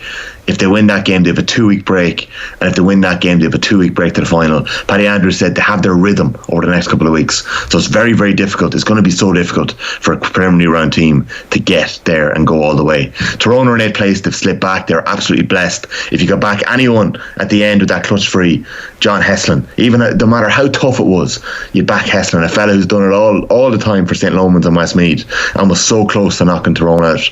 That would have been just such drama. Roscommon has slipped back to 7th. I hope we're not seeing the old failings that we've seen in Roscommon over the last couple of years, where they give us a monumental performance in Connacht and they go out with a limp in the All-Ireland series. I don't think it will be. I think that they're going to put in a performance against Cork, but that is a dangerous game, 7th against 10th. That is a dangerous game for Roscommon and Páirc Uí Chaoimh. Armagh moved up to 6th place. I've got a lot of grief for apparently having an Armagh bias over the last couple of years. Anti-Armagh or pro-Armagh? Pro-Armagh. Now, did they not? I must have missed the bit where. So at the weekend they won without Rian O'Neill, right? Yeah. Well, that's interesting, isn't it? Yeah, they appealed the suspension. It got turned down, and I think they didn't decide to proceed to the DRA. Right. Because possibly the suspension could have been extended or something. You could double it if you lose that. So okay, maybe I'm wrong with that, but they didn't bother. They just said, "Look, we'll take our medicine and we'll go on," which is probably fair because I'm kind of sick of teams getting deserved red cards and getting away with it after it. Like, so. Can I just make a point? If you're going to take your medicine. McGeaney afterwards, when he was talking about turning off the telly because it's nothing but whining and moaning, and I actually feel like people haven't said that last weekend was the greatest Gaelic football weekend in history because they're so wedded to the position that the game has gone shit, the system is too bloated and boring, that they couldn't actually bring themselves to enjoy what they were seeing because it would have made them look a little bit foolish for the early decisions that they made. Am I wrong about it being literally the greatest weekend of Gaelic football that we've ever had? It's up there, Ger. I think you're right that we haven't appreciated it yet, and I think there is something in that you're saying people possibly didn't want to. I couldn't help it. Like I'm sorry, I can't enjoy this because I told everybody this was terrible, and now I'm really enjoying it, but I can't say it because I look stupid.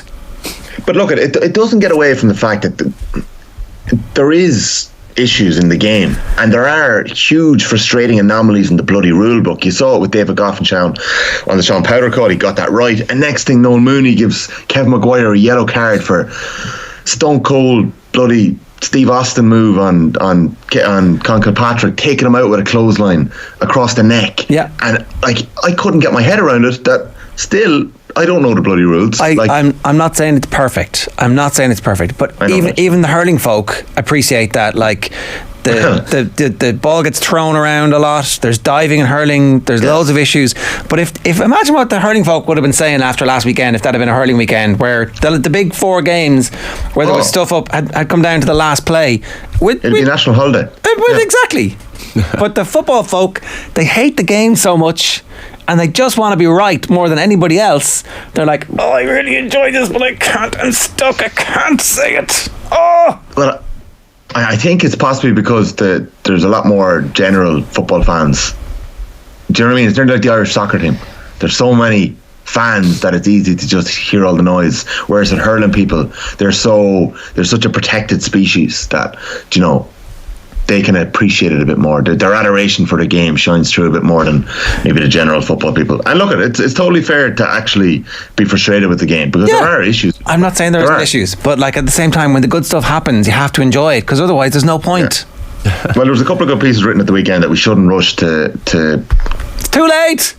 Rush to shut down this championship before it happens. I think it's going to be the full 3 years. I think you were making that point that they're not going to. Like, why would you change it now? Let's just have the 3 years of evidence. It's also the amount of games as well. Like seeing the provincial grounds. When you look at the highlights of the weekend and you're seeing matches in Carrick and Shannon and in Breffni Park and in Tullamore, the whole country got its fill at the weekend. Like. Yeah, and sorry, the one thing about Armagh Galway, they were complaining about the game being in Carrick and Shannon. Like, in fairness, it wasn't full. Do you know? No. So no, it wasn't fun. And like I'd say at the weekend, we mentioned Clonus for Monaghan and the Hyde for Roscommon. I'd say the shop owners and the publicans of Killarney were absolutely sickened that Cork pulled off that result. Jack O'Connor and the players will be delighted they're straight through the quarter final, but they'd have loved to have another game in Killarney at the weekend. So okay, let's keep going because Derry are the only team in the first 3 slides that haven't moved. They're in 5th. Some people might say that's harsh. Probably is harsh looking at how Mayo played at the weekend. I feel like Mayo possibly thought we'll just get through it. We'll get there and we'll be in such an amazing, incredible position. I'm not saying they underestimated Cork, but I just think they expected to get through that game, and it would have been fair enough given how they absolutely rattled the entire All-Ireland series with that defeat of Kerry. I made the point last week that if they'd beaten Louth 14-9, we wouldn't really be worried about them. But we wouldn't. And the scoring difference wouldn't have been fine. Just the game management was just it was a killer, right? And it's a young enough Mayo team, right? There is a sprinkling of youth throughout the team, but there was just a couple of decisions made, like Stephen Cohen going off. I think was a bit of an issue. Like Killian O'Connor, we mentioned the Curry call, the Comer and McHugh calls, and some of these possibly can't be helped, but like, would you have rather had Killian O'Connor on the pitch for 5 minutes at the end of that game than giving him 60 minutes in a club game the night beforehand? Maybe that's going to come back and it's going to do Mayo the world of good, and Killian O'Connor's going to be flying and he's going to come on at the weekend and kick the winner in Salt Hill against Galway. Mayo's record in Salt Hill is really good. Right. I'd say Galway would have preferred to have this game in McHale Park. Mayo's record in Salt Hill is really good. And yeah, like it's just mind-boggling how the number 1 team in the power rankings, Galway, let that one slide at the weekend too. Their game management laid on. They're going to be kicking themselves. Now, part of me just feels that Galway have shown us enough evidence each year that they're good enough to still win All-Ireland from where they're at. Well, we shall see. I think, just to go back to Kieran McGeeney, I think he was talking about you, Tommy. I think he was talking about you. Oh, yeah? I think he was talking about the power rankings when he was saying... me? I've never been more than complimentary about Armagh all year long. I don't think Geezer was going for me. Well, you had Galway first and Armagh 8th last week, I'm fairly sure, right? But sure, I made the point that with all the sliding doors moments that have happened, where would Armagh be? Well, his point was, there was a world of difference between us, and that we beat them in the league and they beat us after on penalties, and there was nothing between us, and there was an ocean between us. I'd say it was you, and that was it. Maybe Spillane. Well, I don't know. Well, possibly. No. Do you know what? You could be onto something there. We know who they are, he said. We do know Tommy Rooney. Yeah, it could be a bit of white collar between Geezer and Tommy. There were grumblings coming out of the county pretty quickly about the power rankings, and when I was down in Páirc Uí Chaoimh, a member of the Cork backroom team gave me a bit of grief for the power rankings. People in Galway and the Mayo backroom teams have heard it at grounds this year. You could be onto something, Ger. They are watching. It is important. Inspired Armagh to beat Galway at the weekend. So Galway are third, Dublin are second, and Kerry are first. So it's Kerry 1, Dublin 2, Galway 3, Mayo 4, Derry 5, Armagh 6, Roscommon 7, down 1, and Tyrone down 1 as well. Galway, the biggest losers this week, down 2 from first. Kerry up to 1, and Dublin are second. You're not making any change. You're accepting that the flat track bullies of Kerry are still ahead of Dublin, even though Dublin now have managed to get all of their players back fully fit in a way that they didn't have last year. Yeah. Well, Kerry have David Clifford in absolutely imperious form, and they flat track bullied Louth more than Dublin flat track bullied Sligo marginally. So look, the Dubs just haven't shown me enough to go into first. They'll be happy with that. Sure, Dublin are in a perfect position. Kerry are in such a good position. It's nearly depressing that they're in the quarterfinals. I just thought that we were going to get a bit of interesting, interesting kind of something. If this is, again, as we said last week, like 2010, when we could possibly get an All-Ireland winner from anywhere, and Dublin and Kerry go on and win it, it's going to be, for me, a little bit frustrating, because there is an opportunity here for anyone in that top 8, I would say, to win the All-Ireland. I'm ruling out the other 4 that are left. Pin it to the dressing room wall, Glenn Ryan. No chance, says Meath / Monaghan / Clare's Tommy Rooney on the official power rankings. Tommy, see you, lads. Good stuff. Thanks, fellas. Bye-bye. Tommy knows his football, obviously. Listen to football pod the odd time. And I was looking at the power rankings and I thought that Jesus Owen must still be feeling the effects of these mushrooms. Yeah, so that is this week's episode of the Power Rankings. We'll have, I guess, a big one coming next week after the wildcard weekend, as we're calling it here exclusively. It's 9:05. A reminder that OTB AM live with Gillette Labs. Get the ultimate shave of your money back. Neon Night Edition is available now. John Duggan is with us for the first time this week. John, how are you? Ger and Shane, good morning. Yeah, the Power Rankings has become a great brand. I was speaking to Cora Staunton on the weekend on the show, and I said, well, we have this thing called the Power Rankings on OTB AM, and she goes, I know that, Tommy Rooney, yeah. So I was asking her to rank the women's teams for the Ladies Football Championship. Very difficult to do. Kerry and Dublin was nip and tuck, and she went for Kerry as her top team. I suppose you win in Dublin, it's a big win for them.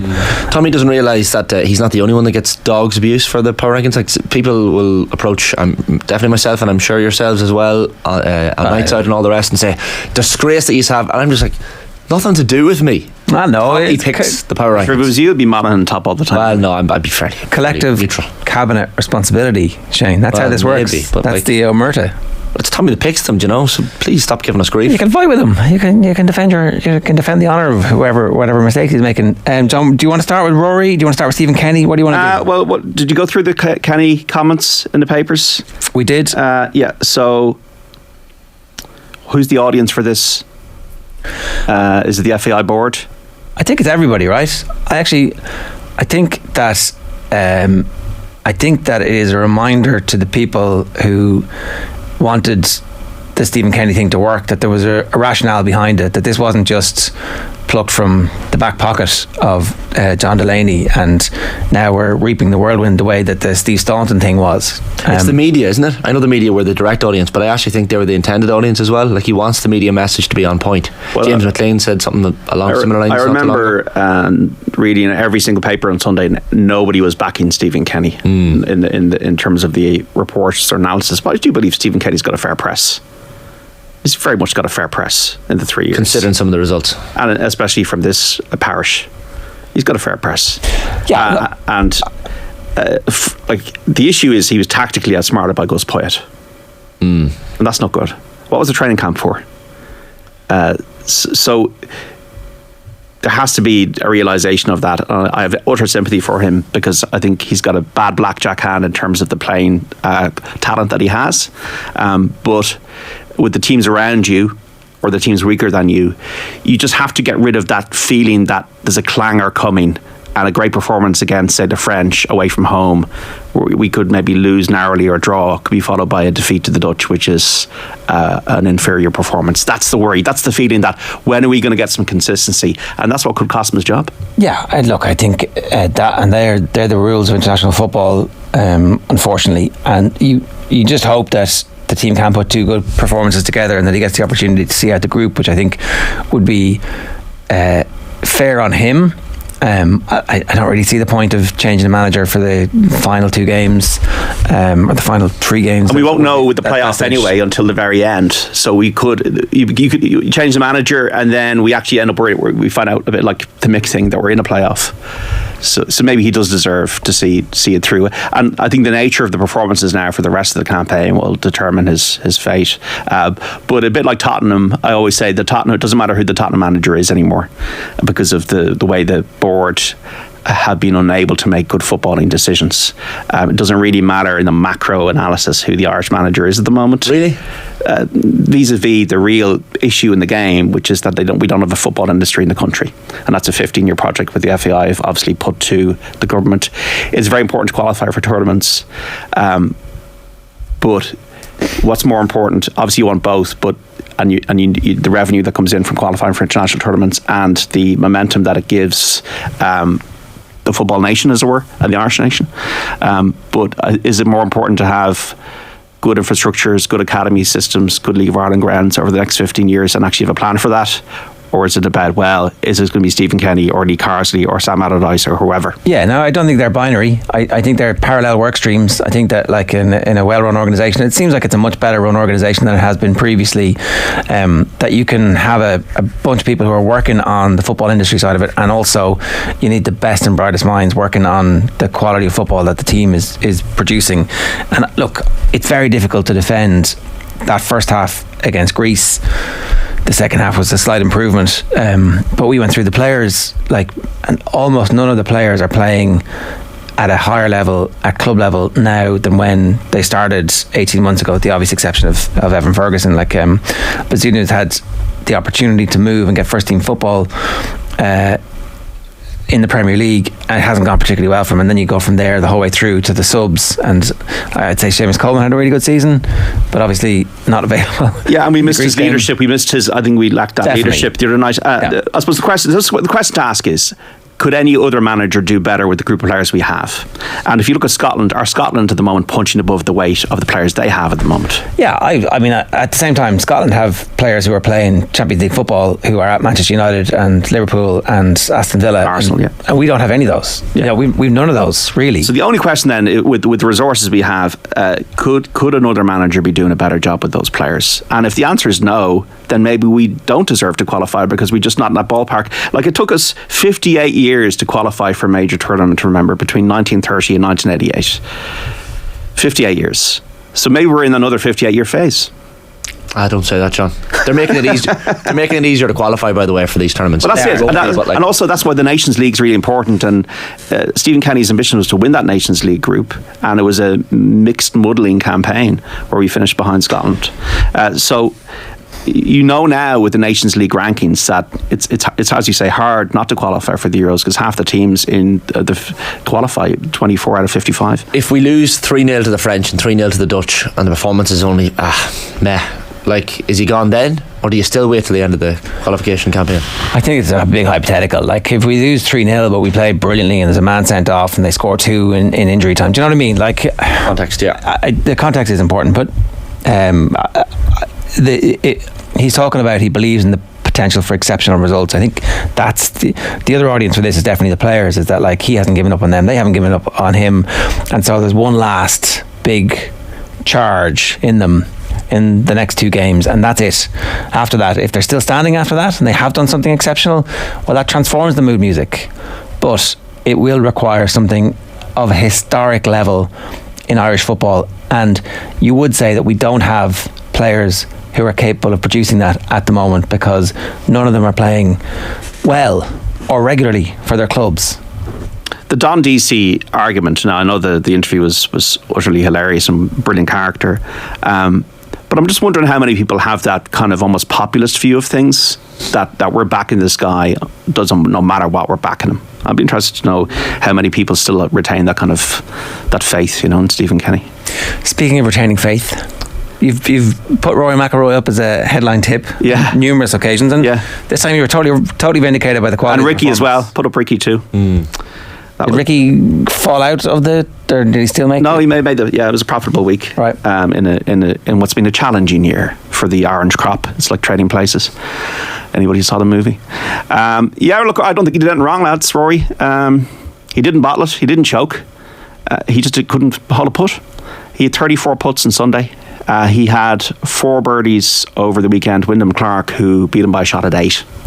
Wyndham Clark was second in strokes gained off the tee, and he was 4th in putting.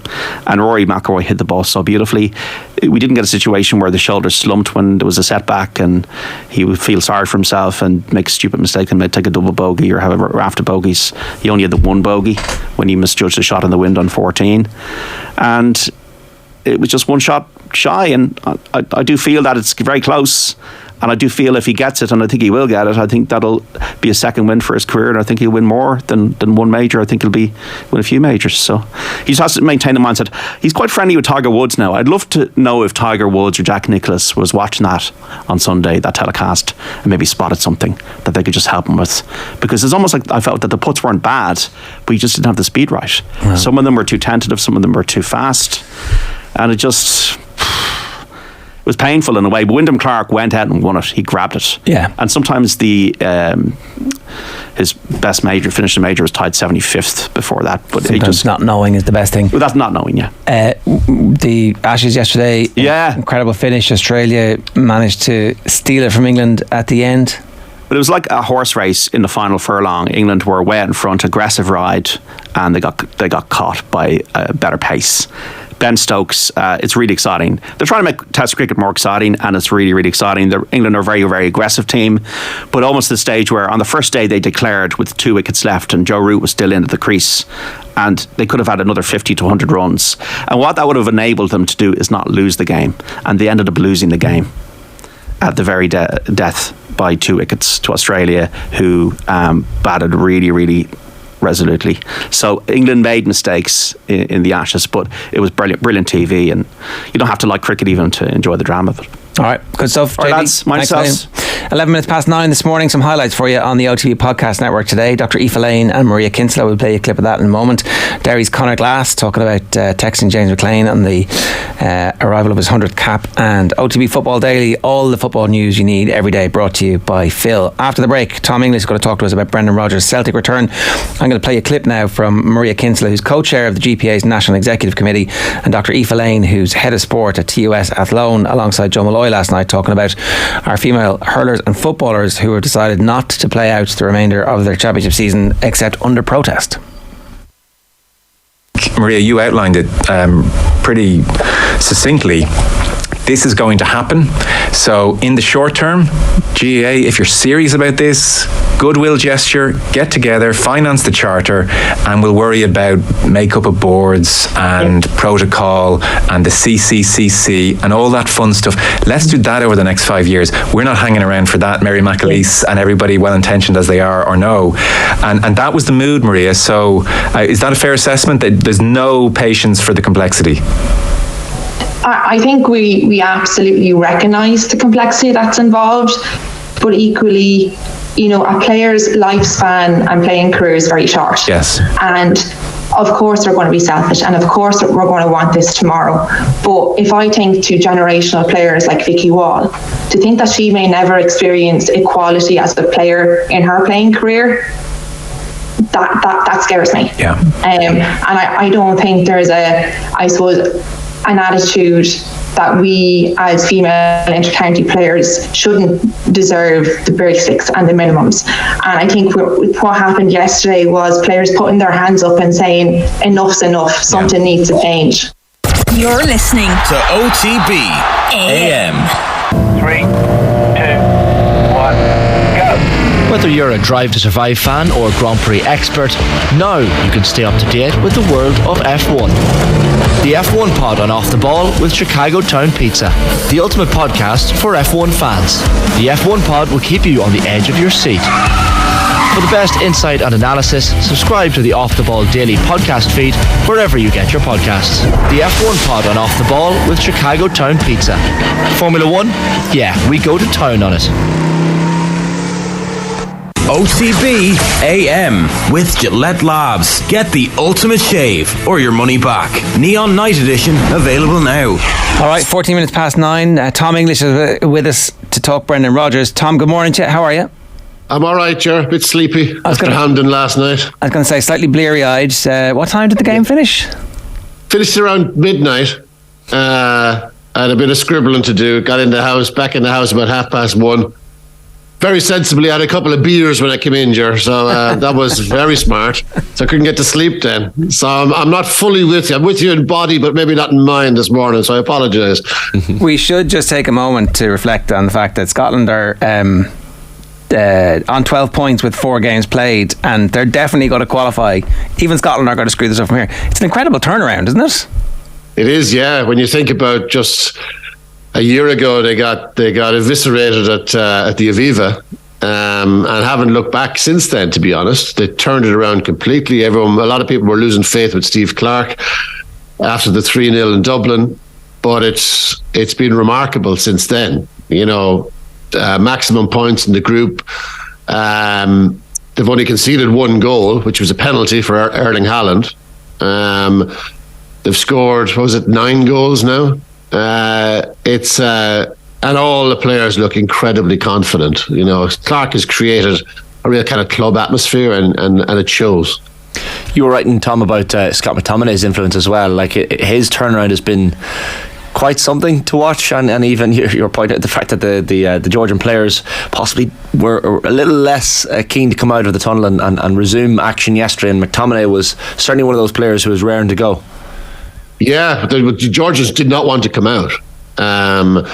Their president was kicking up stink in there, and they were refusing to come out until they were told they'd forfeit the game if they didn't.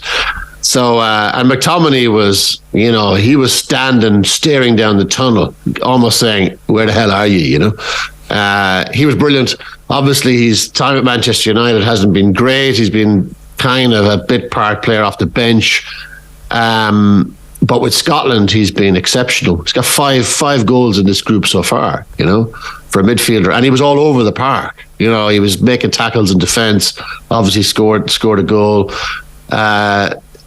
Yeah, really, really good.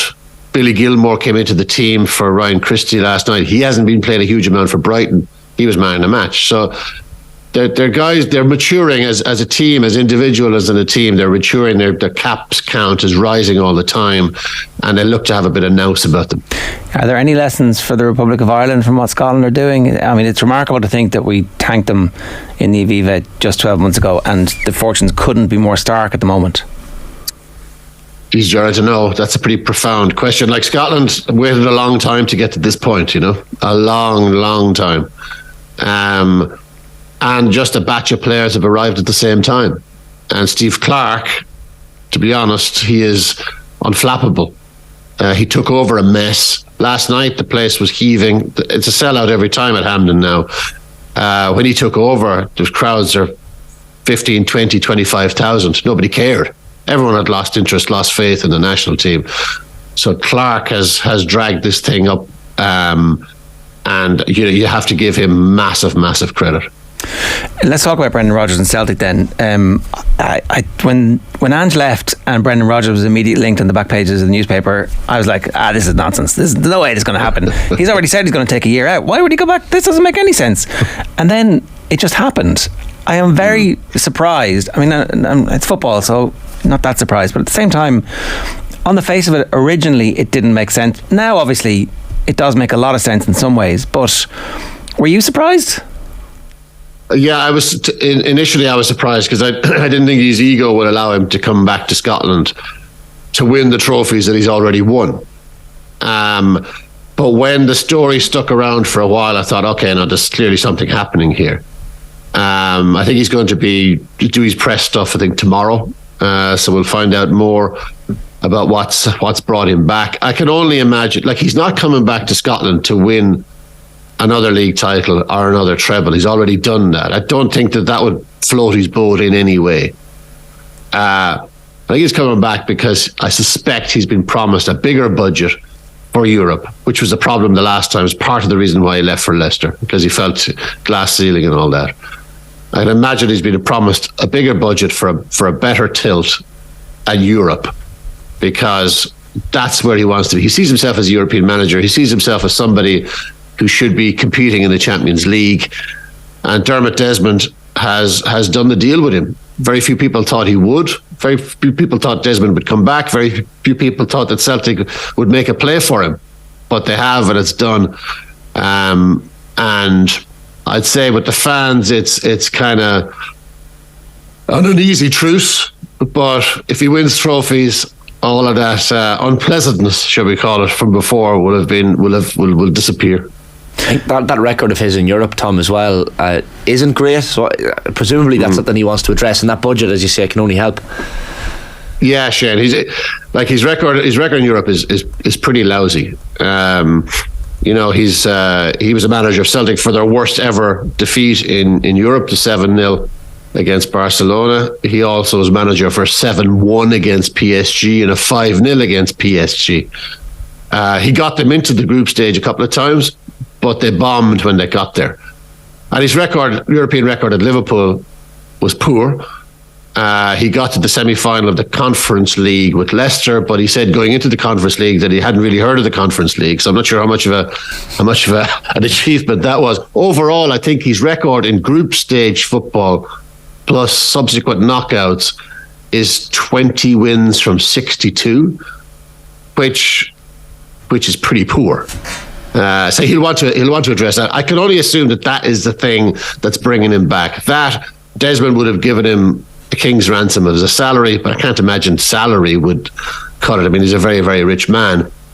It has to be a promise to commit to more European money for better players and a proper tilt at getting to a final.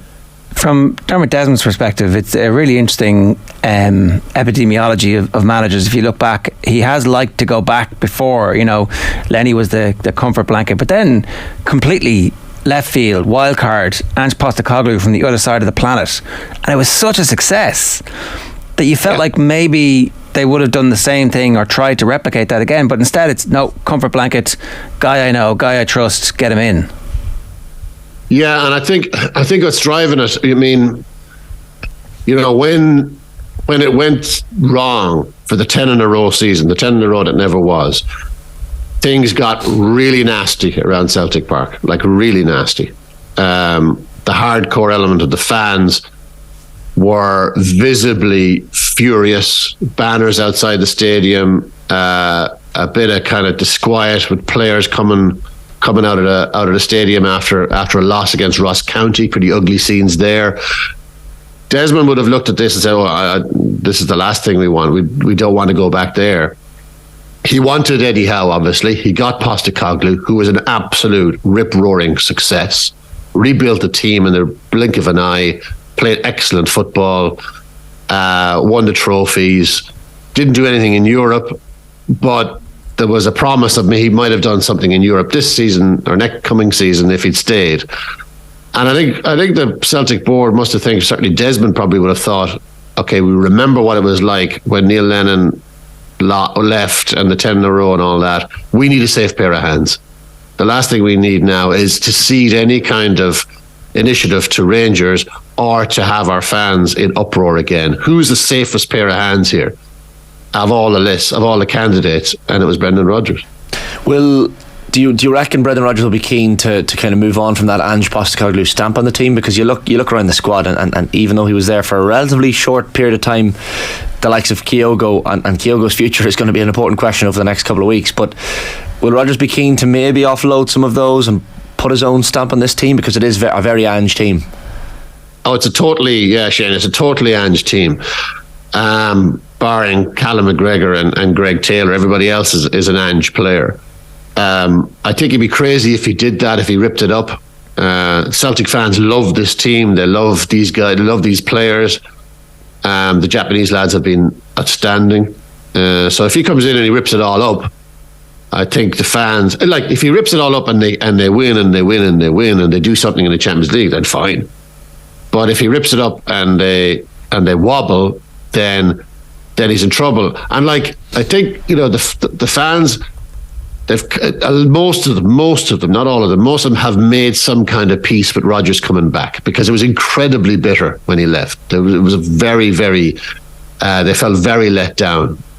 They've made some kind of peace with it, but it's temporary, If he wobbles, if he loses a first Old Firm match, if he doesn't do anything in the Champions League, all of this latent rancor with him will come tumbling out again. There's no question of that. So I think what we'll find when he speaks tomorrow, he'll give great praise to Postecoglou, because I think he'll want to hitch his wagon to Postecoglou, because he knows Postecoglou is hugely popular, and he will say stuff like, we just build on the fantastic work by Ange Postecoglou, blah, blah, blah, blah. I just hope that for his own sake, he doesn't go down the road of, this is the greatest club in the world, this is my dream job, I've died and gone to heaven by coming back here. All that stuff that he did the time before, which played well then, it wouldn't play well now. So if you're advising him as his press advisor, what do you say when you're coming back and you've left in the way that he left before? I would say dial it down to zero, the dream job stuff, and maybe be a bit honest about why he left. And like it's there's a playbook in all this, Jerry. We will want to continue dominating Scottish football. We are a proud European club. We have won a European trophy. That's where we want to get back to. I will move heaven and earth to get us back to that level where we belong. All that stuff, Yeah. Is I don't know, does this matter or not, but when you're a kid and you're getting into football and you're reading the stats, it was like Rangers were 30 league titles ahead, or whatever it was when I was a child. It's now nip and tuck. Rangers have won 55 titles and Celtic have won 53. Obviously we can ignore any of the other aspects of those numbers, the raw numbers for now. Would that be something that he could I want to knock them off their perch or something? Is there some kind of no? Oh no, that would be fatal. That would be fatal, Jared, because a lot of Celtic fans would say that Rangers have not won 55 titles. So if Rodgers acknowledged that they've won 55 titles, that would be a big own goal, and I don't think he'd make that. I don't think he's going to make that own goal. I don't think he'll mention Rangers by name at all. Okay. Like Postecoglou has left Celtic in a very, very good place. Signed lots of players for pretty small money, whose market value has increased. Won a treble, playing good football. I think he'll just focus on what he has, what Postecoglou has built, and what he wants to add on top of that. And the only thing that he can add, given they've won everything in Scotland, is European football, European relevance, European success. What success looks like, that's debatable. But certainly getting out of the pool, top two. You need a bit of the luck of the draw there. But top two, get into the knockouts, that would be success. They haven't done that in a while. And although we might not mention them, Tom, like the Rangers of now are very, very different to the Rangers of Rodgers' first time in charge at Celtic.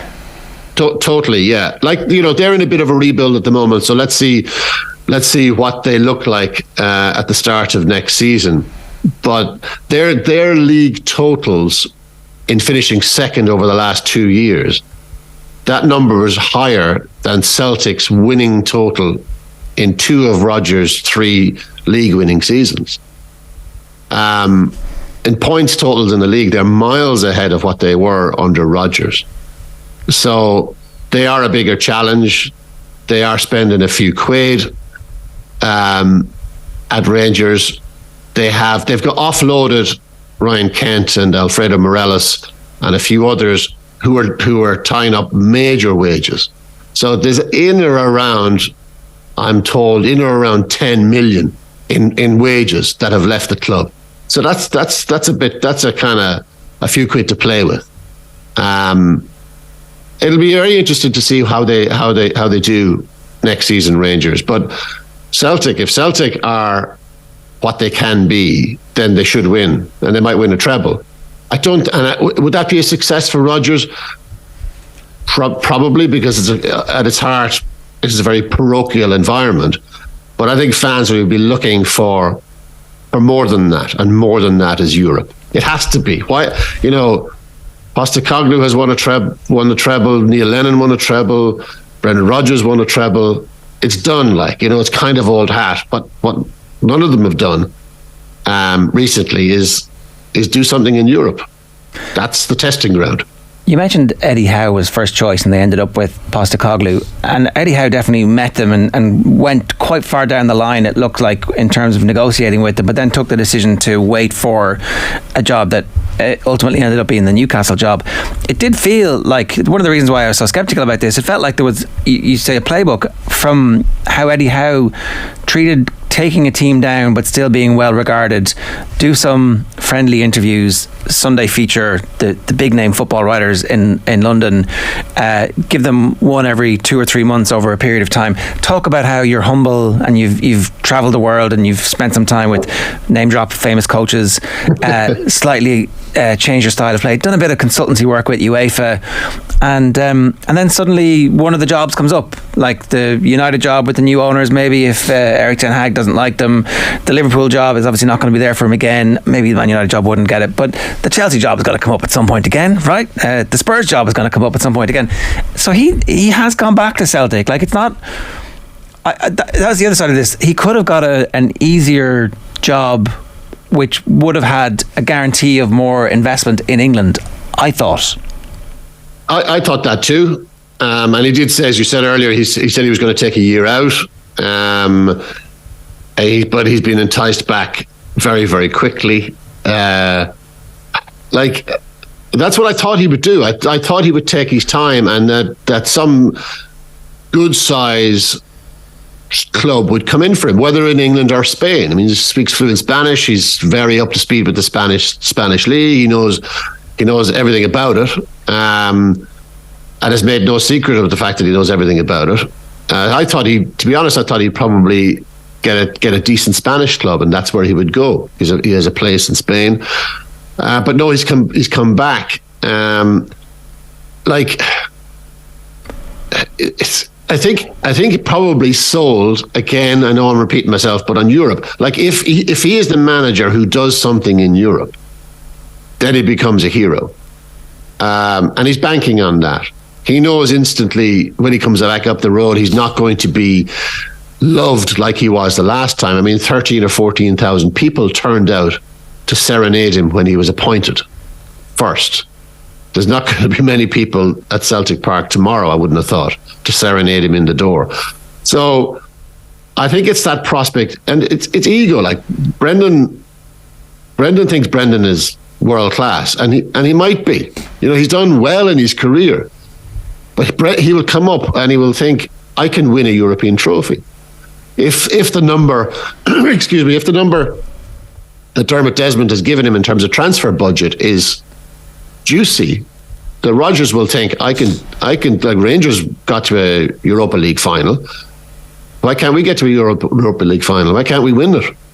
He will think that way because that's the way his brain works. And fair play to him. He's very, very ambitious. Like you, I am surprised. But if he thinks he can win a European trophy with Celtic, it makes a bit of sense. Yeah, and I think that's to his credit. I understand a lot of people are reluctant to give Rodgers too much credit for stuff like that, and maybe it is just ego, and so therefore he had no choice because he thought it was going to be able to. So it's complicated. It's a complex situation. Yeah, it is, and he lays on this is my boyhood club, this is my dream job. He lays that on with a trowel. I mean, he just slaps it on there, right? But that shouldn't take away from the fact that he is very fond of Celtic, absolutely, and has been for a long, long time. He does admire the club. He had until it went wrong when he exited stage left at a rate of knots. The fans loved him. They worshipped him. So he will imagine that he will win them all over again, that they'll fall in love with him again, that they'll win all the trophies again, plus Europe and they'll all live happily ever after. And then somebody from England will come in and he'll exit stage left again. Or maybe one of the super clubs. If he wins the Europa League, then suddenly, maybe. I'd say I'd love to know, and he'll never admit it, but I'd love to ask him. I'd love to hear his innermost thoughts on Postecoglou getting the Spurs job. I'd say he's livid. Postecoglou is here for 2 seasons and he gets one of the top jobs in England. Rodgers, with everything that he's achieved in the game, gets Leicester, a very good club, but he got Leicester, not Spurs. And nearly got Leicester to the Champions League twice, which was definitely, is again in the plus column for him. So, Tom, good stuff. Great to have you with us. Thanks a million. Cheers, lads. It's Tom English, BBC Scotland, giving us some thoughts on the latest situation at Celtic. You think it's going to be a success? I think so. To me, although I agree with you, it was a surprise to see his name linked. I think then when they selected him, I was like, yeah, that probably makes sense. I had never thought about that. As Tom says, maybe Rodgers' innermost thoughts on Ange heading to North London and getting the Spurs gig are probably quite interesting. And to hear what Brendan Rodgers would think of that behind the scenes would be fairly fascinating. I thought Brendan Rodgers would have been perfect for Spurs. I think Ange is also perfect for Spurs, and I think both of them would have been successful. I think both of them will finish potentially top 6 and will get the crowd going and turn the new Tottenham Stadium into something really special. So we shall see. 9:35 this morning on tomorrow's programme, Ireland versus Zambia preview, Cork Hurling star Patrick Horgan, more Gaelic football build-up and plenty more besides. Right now, some football show highlights from last night. Have a wonderful Wednesday. Welcome back. So the curtain has come down on yet another international window, and we are living in interesting times, I think it's fair to say. We are 34 games and 3.5 years into Stephen Kenny's tenure. The direction of travel is harder to decipher than ever. Smattering of boos at halftime last night, but in the main, very full Aviva Stadium and a largely supportive one. Ireland 3-0 winners against Gibraltar, 0-0 at halftime. It is, though, the defeat in Athens which continues to loom large, I think. To reflect on the last couple of days, very happy to say we have Gavin Cooney of the 42 here in studio. Hello. How are you? And Dan McDonnell of the Irish Independent. Hello, Dan. Greetings. So there is the Stephen Kenny started with the wrong formation inexplicably last night cohort, and there is the credit to Stephen Kenny for the halftime switch. The team kept passing, no long ball, panic cohort. That's the general gist of analysis of Ireland 3, Gibraltar 0.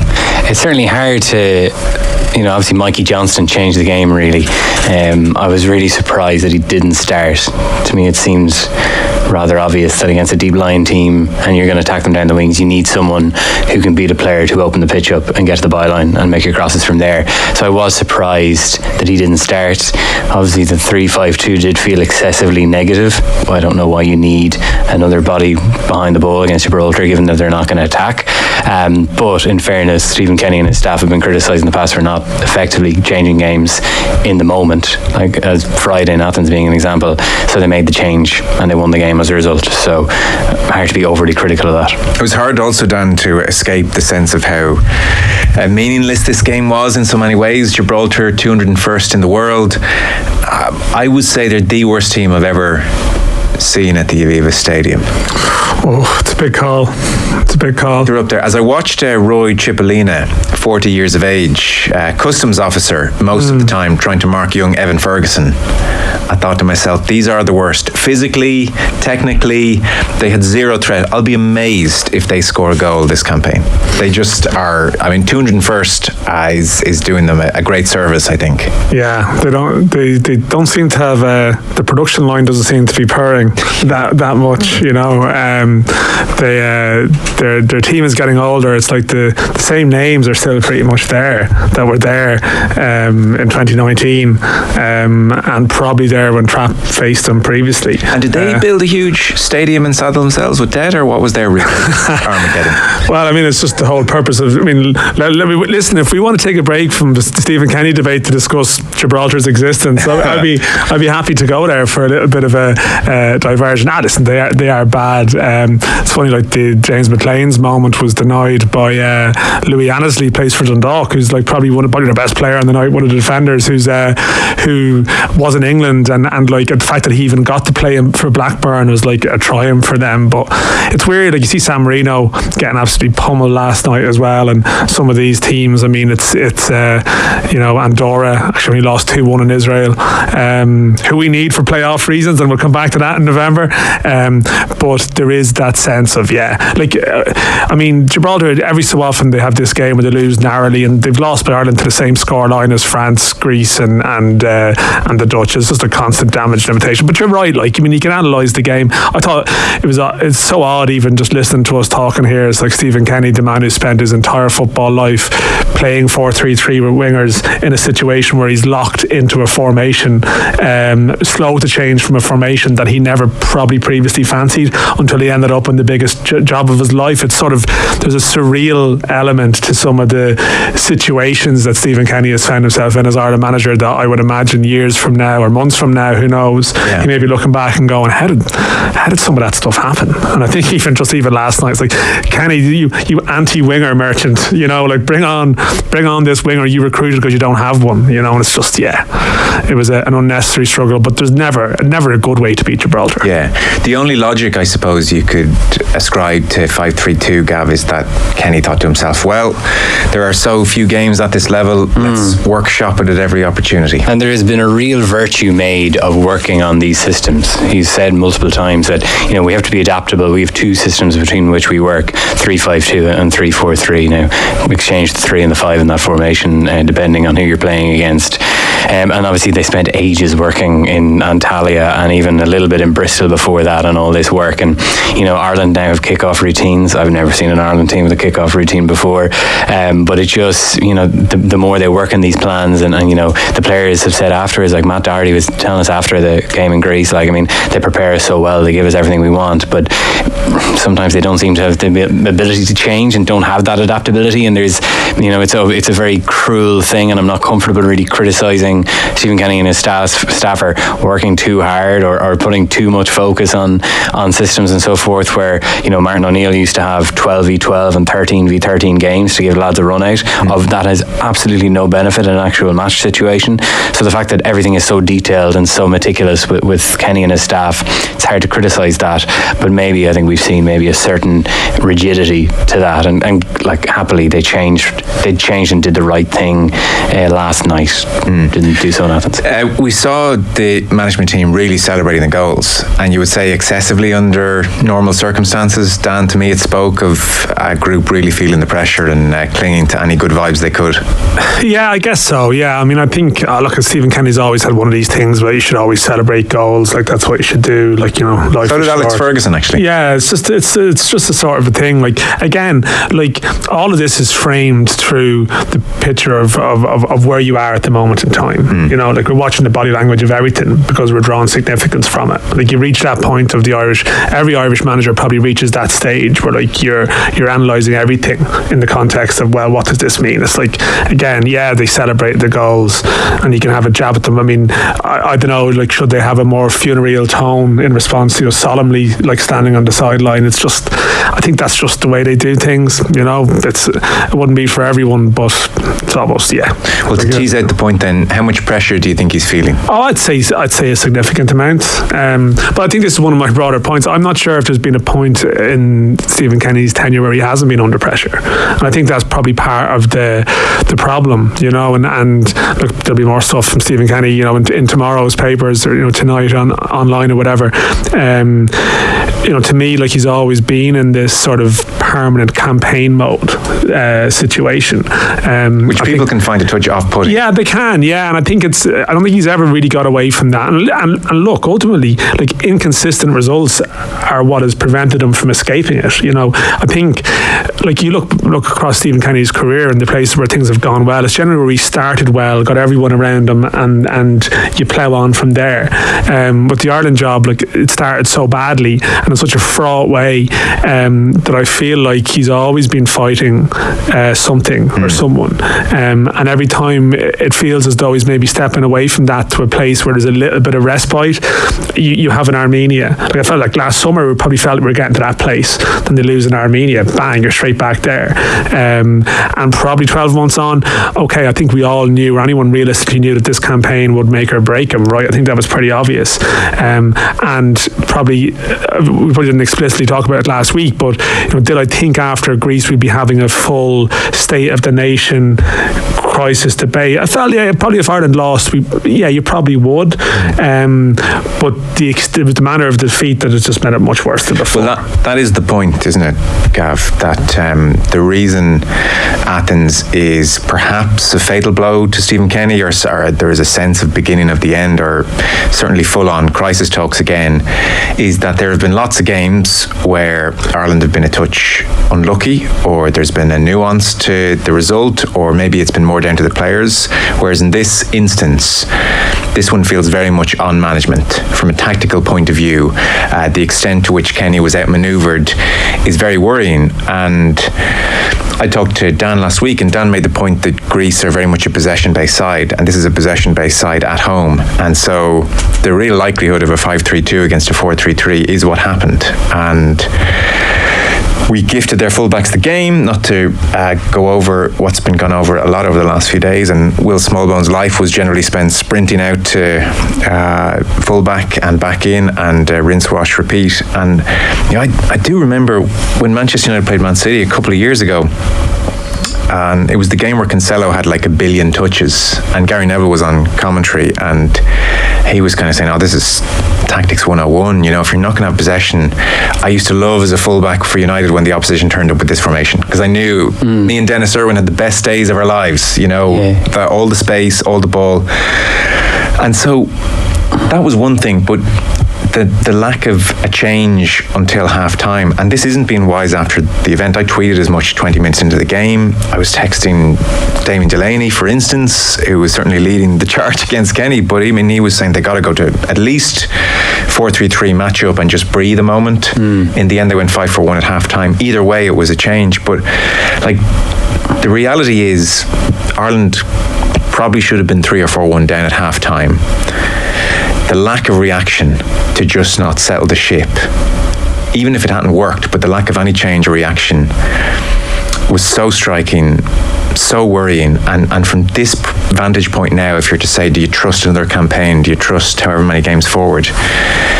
That inaction just does not bode well. Yeah, the whole thing. I think that's why the confidence in Kenny has been so severely dented here. It's the nature of the inaction on the sideline. Yeah, it's just the first failure on their terms that they've had since they took the job, they being Stephen Kenny and his staff.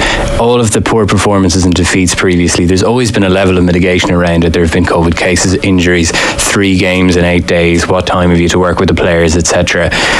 This is when they had a completely frictionless, uninterrupted build-up. Lost Coleman and Ogbene beforehand, but no injuries in the camp. It was pricey camp in Antalya. Like, everything was laid on for them. There were no excuses for not performing, and they didn't perform. And it was the totality of the failure that, like you say, is so damaging. That Greece didn't do. They did a little. Like, their approach was slightly different. Matt Doherty was saying it after the game that Pelkas on the left, like, he was expecting him to come in field and Tsimikas to go around him, and they did that after 3 or 4 minutes, but then they switched. They put Hellcats right in the touchline, and then it was just like, bring Darty out of position, and then we'll create space. And Ireland just couldn't react, and that, as you say, is so damaging. That goes back to, you know, a lack of effective in-game management that hurt Ireland, even in that game against Luxembourg at home in 2021, when they were pressing Kieran Clark. Ireland couldn't get the ball out, and there was no change made until pretty late. So that was so damaging. The team was evidently, the selection was wrong. Callum O'Dowd was the wrong pick at left wing back. If Ireland weren't going to have much control,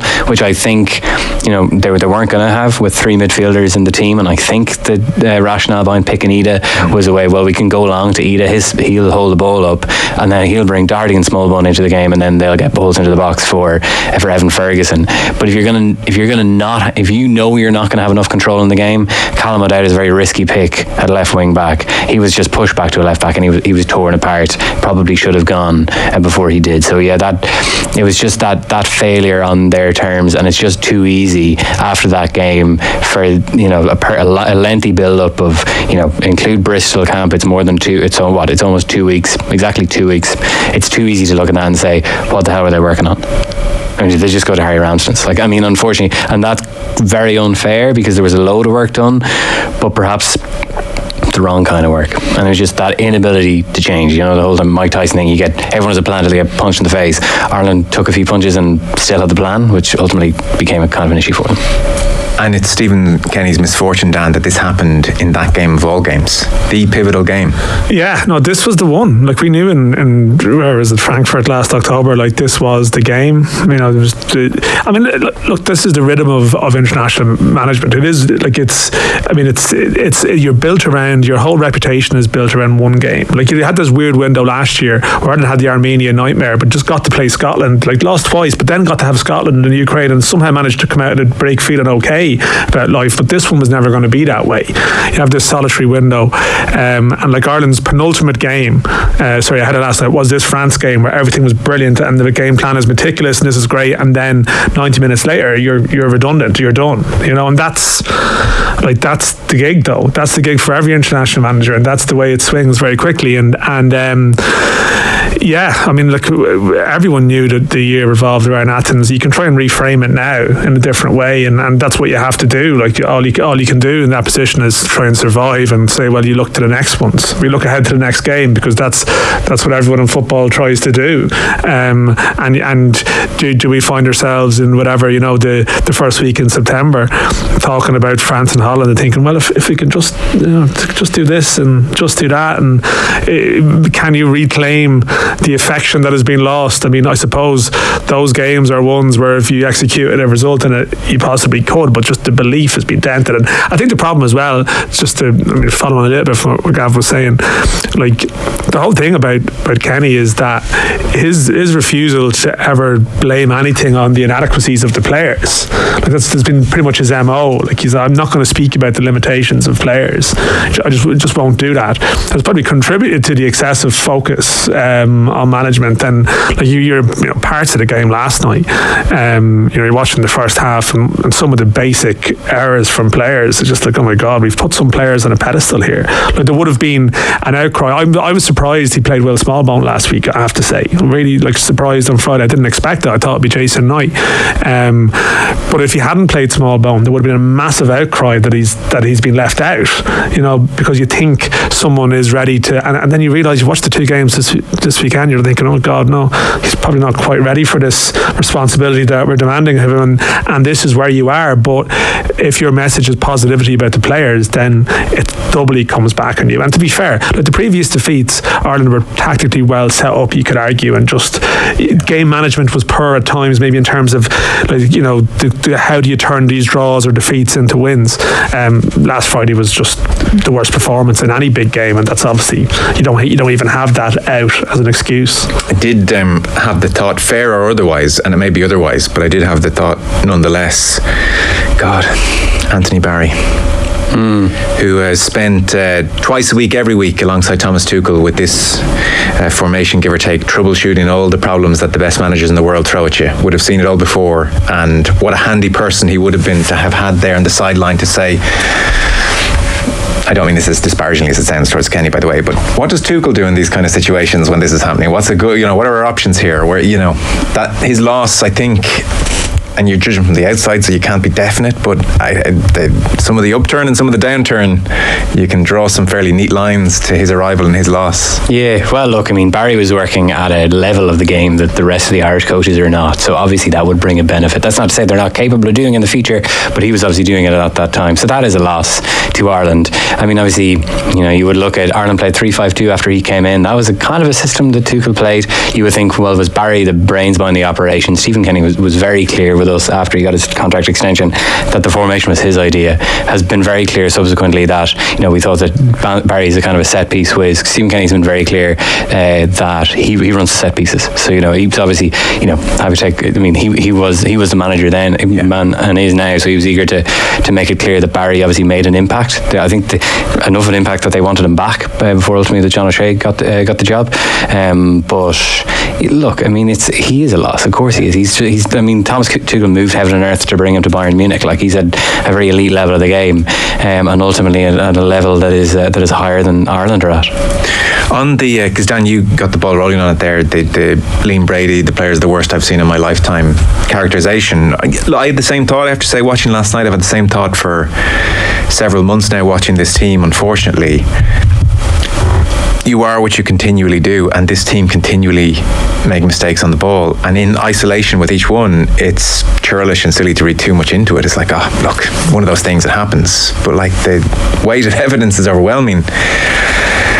He is working with a very limited group of players. That is becoming apparent, and so much of the debate pre-Kenny was, well, is it the manager restricting these players, or can these players really play? And he has really asked them to play and probably become more pragmatic with each passing year. Like, I've definitely heard some people characterise it as if Stephen Kenny and Ireland are still overplaying. I don't think they are as much anymore, not versus what they were doing against the likes of Luxembourg, for instance.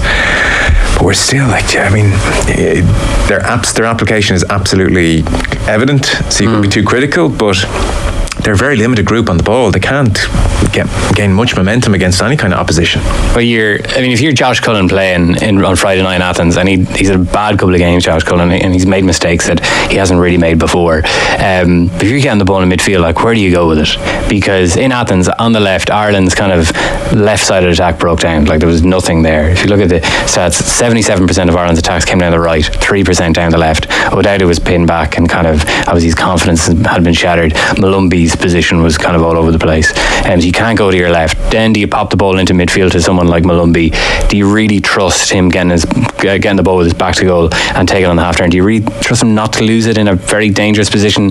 Probably not. No. So then you just go out wide to Doherty, who's kind of seems to be one of the main creative hubs. So there is a definite limitation in midfield. I think Brady's comments were a little bit OTT. I think this group of players is still better than the one that Mick McCarthy started working with in 2019. I think Kenny's brought through a lot of young players. True. Some of them are Evan Ferguson and Nathan Collins and Gavin Bazunu, and are clearly international standard players.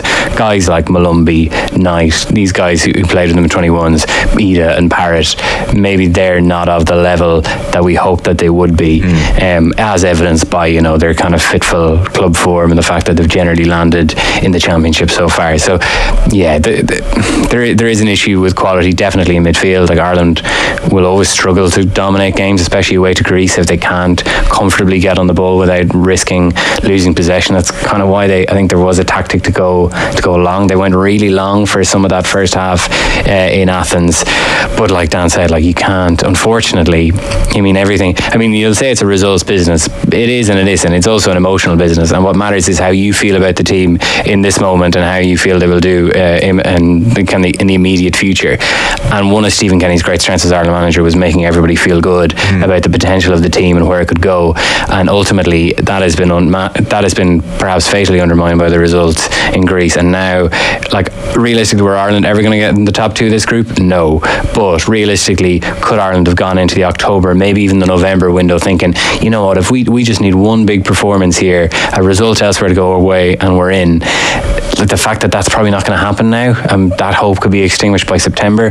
Like, that is deadening. And part of the reason for making us feel good about the team and where we are is token up the potential of the players.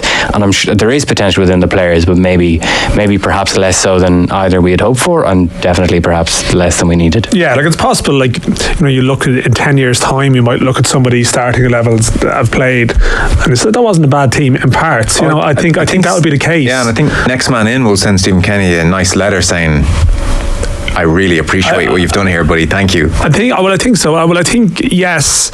Although I still there's still the obvious fear is that you're still struggling to see how far you can go without outstanding midfielders. I still think that's going to be an issue. Yeah. I think if you break it down, I think the tactical question for a lot of Ireland managers, you know, and maybe across the last decade, is like how to compensate without having like outstanding players in that part of the pitch. And if you look at it at various times, like, you know, like Mick McCarthy's response was to bring back Glenn Whelan, who practically been retired. He had retired, yeah. You know, because against France, by the way, on that point, but like Greece, anytime they tried to press Ireland in the first half, did so with great success. Yeah. And I think what's probably forgotten a bit about the French performance, having been there, is that was the definition of a France team out of a World Cup final, hungover.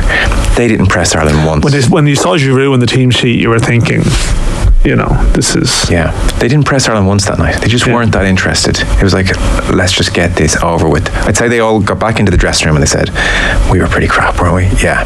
They were just lethargic as they would be. They did press us a bit, though. I mean, Pavard pressed and got a goal out of it. You know, there was a bit. I think you're being... I think you're being a bit unfair in Ireland's performance there. I really don't think so. Like, that was more Irish mistake induced, that pressing, I felt. Like, Ireland that night didn't try and play very much. Oh, no, I'd agree with that. Bene up the line was their best route to anything. Like, it was direct. That's what I mean. Kenny's played with a bit more pragmatism than I think he's given credit for. I just think Greece pressing Ireland in Athens was very different to what Ireland got away with against France. It was a bit more, come on, Killian, trot over to him, will you? Yeah, I just don't think Ireland tried to play much football against France, and rightly went along. Yeah. And I kind of think they did the same against Greece, to be quite honest. Did you? Yeah, they went along, particularly between minutes about 30 and 45. Yeah. They went along. Yeah. They completely lost. Yeah, and Ida has previously played well for them in that role. Like, away in Portugal, 2 games against Portugal, Ida was very good. I know, his hold-up play. I was so disappointed with that the other night. Like, he was right in front of us, probably the press box. He was more the right side almost. And there's a number of times he just like took the ball, took it out of play. Yeah.